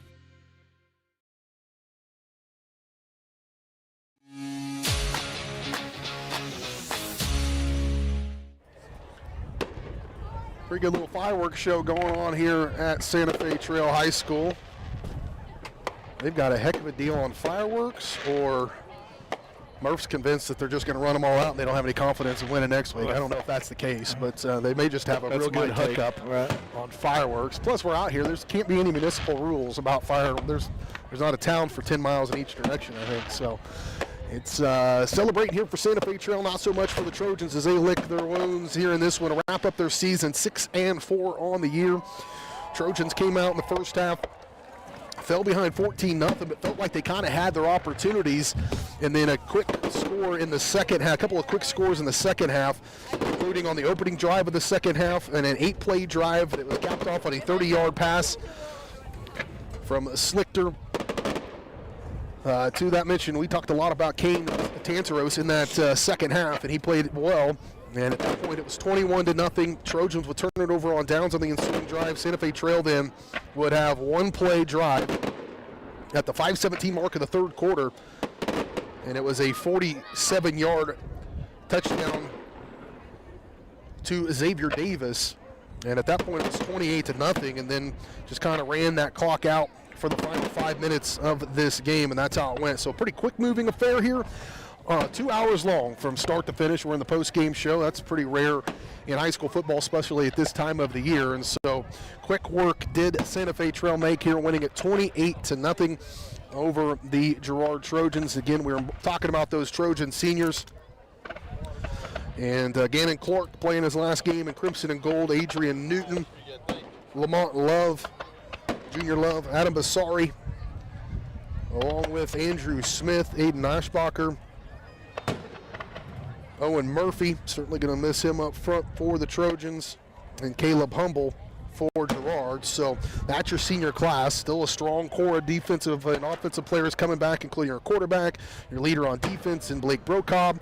And didn't have necessarily one specific hit of the game, but we'll just give Blake our hits of the season. I've got to believe he was in on most of those that you guys did throughout the year, but our hits of the game, and Bob Bradshaw's been on board with Girard Sports Live since day one. They're brought to you by Bradshaw Collision Repair. Take it to Bradshaw Collision Repair for refinishing, paintless dent repair, glass replacement, and more. Let Bradshaw Collision Repair get you back in the game. Call 620-724-7300. And of course, as we mentioned, we are here in the midst of the Eastside Cafe post-game show. This is like we're at the Farmington Lake fireworks display right now. This is still going. Short Stack Sack is back this year. We'll look at a new promotion for basketball season. It should be fun here. Get a $2 short stacks on Saturdays after the Trojans get a sack. Did not happen here tonight. So dine-in only. Restrictions apply. Experience the best breakfast in town. Best breakfast in all of Southeast Kansas 6 days a week at 120 South Ozark in Girard. Eastside Cafe, proud supporters of Girard Trojan Athletics. We'll wait and see. May not be able to coach usually these last games of the year. We give Coach a little bit more time with his players. I don't see him making his way over here right now. We're going to take one final break. We'll come back. We'll see if we get Coach. Perhaps not. We'll give Murph his last words of the football season and wrap things up here from the midway point between Carbondale, Scranton, and Overbrook here at Santa Fe Trail High School. This is a monumental fireworks display. We're back in 2 minutes. You're watching the Eastside Cafe post-game show on Girard Sports Live.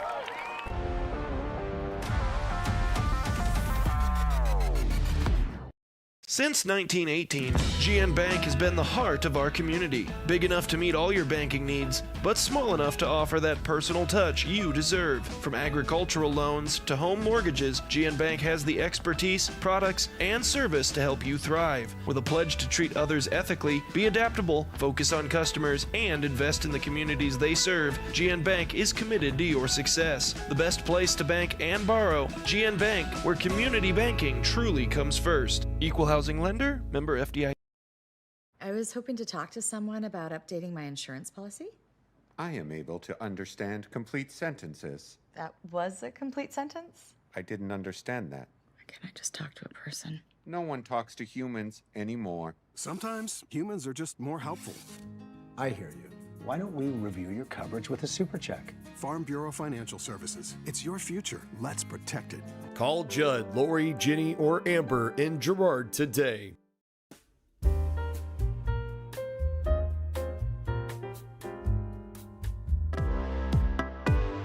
Community National Bank and Trust has been serving the area for more than 30 years with a strong commitment to the highest quality leadership and banking services. Missing that human touch with your bank? Come talk to a real person at Community National Bank and Trust. We're your local bank that's small enough to know you, yet big enough to offer the best products. Community National Bank and Trust. Federally insured, locally awesome. Member FDIC. Prairie Mission Retirement Village. People caring about people in the loving spirit of Christ. Spacious apartments made to feel like home. And a loving, caring, experienced staff. That's the Prairie Mission difference. A continuing retirement community promoting person-centered care with an on-site clinic from Labette Health and offering independent living apartments, assisted living, and long-term care, all with the respect and care our loved ones deserve. Prairie Mission Retirement Village, St. Paul, 620-449-2400.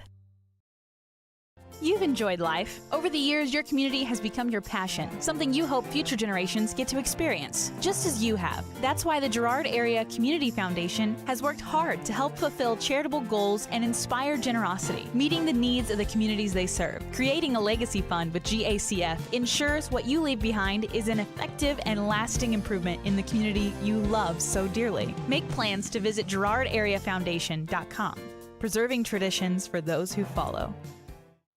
Today we're going to do an experiment to see just how fast CrawlCan's multi-gig internet is. In your email, you'll find 2 links. When I say go, click on the first link to download the 500 gigabyte test file. Go! Okay, now when I say go, click on the second link in your email to upload the file. Go! I guess it really does eclipse all other internet. Release the CrawlCan. Monstrous multi-gig speeds for a low, no-nonsense price.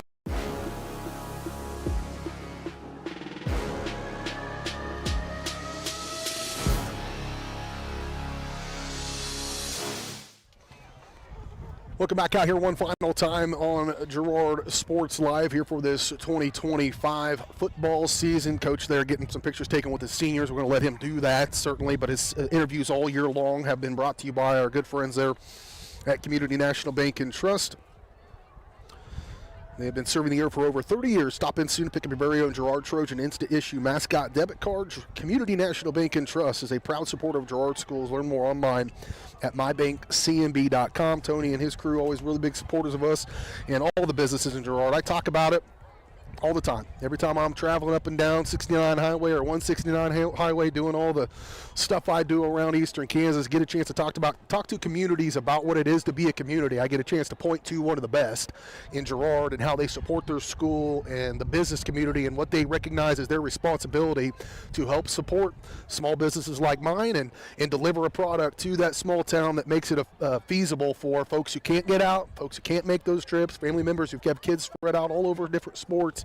And I'm humble about it. I'm honored to be able to provide that service to my hometown and really across communities across Eastern Kansas. And so, but it's all because of businesses like Eastside Cafe that are on your screen right now and all the businesses you've seen throughout these games and throughout this season. And so I'm fortunate to get called the last game of the year for the Trojans. I don't want it to be this way. I would like to be another week for it, but get an opportunity to talk to you people and say thank you for the chance to live out a dream for me, but also be here on a Friday night and cover the Trojans and be able to do it and deliver it to our fans for free. So thank you for that, Murph. Tough one here for the Trojans, but you kind of called it. You've been with them all year long, and it's been kind of an ebb and flow, up and down season. If you could have it happen on the up, Trojans would have had a chance to win this game, and we saw that at times in this game. But then just too many of those troughs. And you were right; you called it well on that. you can't really think of too many other, maybe those last couple drives for Santa Fe Trail where they really waned it all. They kind of came in, had a plan, executed it, and the Trojans just didn't have an answer. Yeah, we talk about, BJ, you get late in the season, most teams kind of know who they are. Trojans, I don't know if they ever did figure out what they were. You know, you were with us in Burlington. They kind of opened up this air attack. Ben Cohen looked great. He threw the ball all over the field and made some really nice completions here. But, man, if I want to go back over it and recap this whole season, penalties, just mistakes. I mean, there was so many good highlight reels. I mean, the boys look good. Then all of a sudden, boom, back-to-back penalties cost you a whole drive. And next thing you know, you look at the scoreboard, you're down 28-0 in the fourth quarter. And you were right, BJ. I mean, we come out, get a stop, we score right there. It's 14-7 going into half, and who knows what happens, you know. But, yeah. Anyway, that's just kind of been these boys' season this year. Well, they're going to end it here on the road up in Osage County, a long way from the friendly confines of Girard and Frank Jameson Field. But a 6-4 season, certainly nothing to be too disappointed in. I know they are a little bit here at this point, but they are going to wrap it up here at Santa Fe Trail. Santa Fe Trail having a historic season, and they will continue it next week as they host Holton here in the sectional round of this 3A playoffs. Again, thanks to Daryl McLeod, who's been holding down the fort all year long. He's a statesman among Pittsburgh State University, so he had fancy stuff to go do tonight, so happy to step in for him. Sarah Goebel, who's a great camera operator. Michael Kissel stepped in here tonight. He's been running our camera for our Pittsburgh Sports Live channel all season long, so fortunate to have him along. And, of course, you, Murph, doing what you do here on the Girard Sports Live broadcast community. I know loves you, and I'm happy to have you a part of it as well. And so thanks for doing what you've done again this year, and I'm sure we'll see you in the spring, maybe over the wintertime. You'll get called in a pinch hit, I'm sure, during basketball season, as much as you'd like, frankly. But basketball season right around the corner. That'll kick off the first week of December. We'll be there with the Trojans all year long here on Girard Sports Live. Hope to pick up some wrestling, and then we'll head into the baseball and softball season as well and have those games for you. So thanks again to the business community. Thank you to all of you who are watching, and hope to see you again in December when we head into a basketball season. Final score in this one, 28-0. Trojans fall on the road here in Santa Fe Trail. You've been watching on your home for Girard High School Athletics, Girard Sports Live.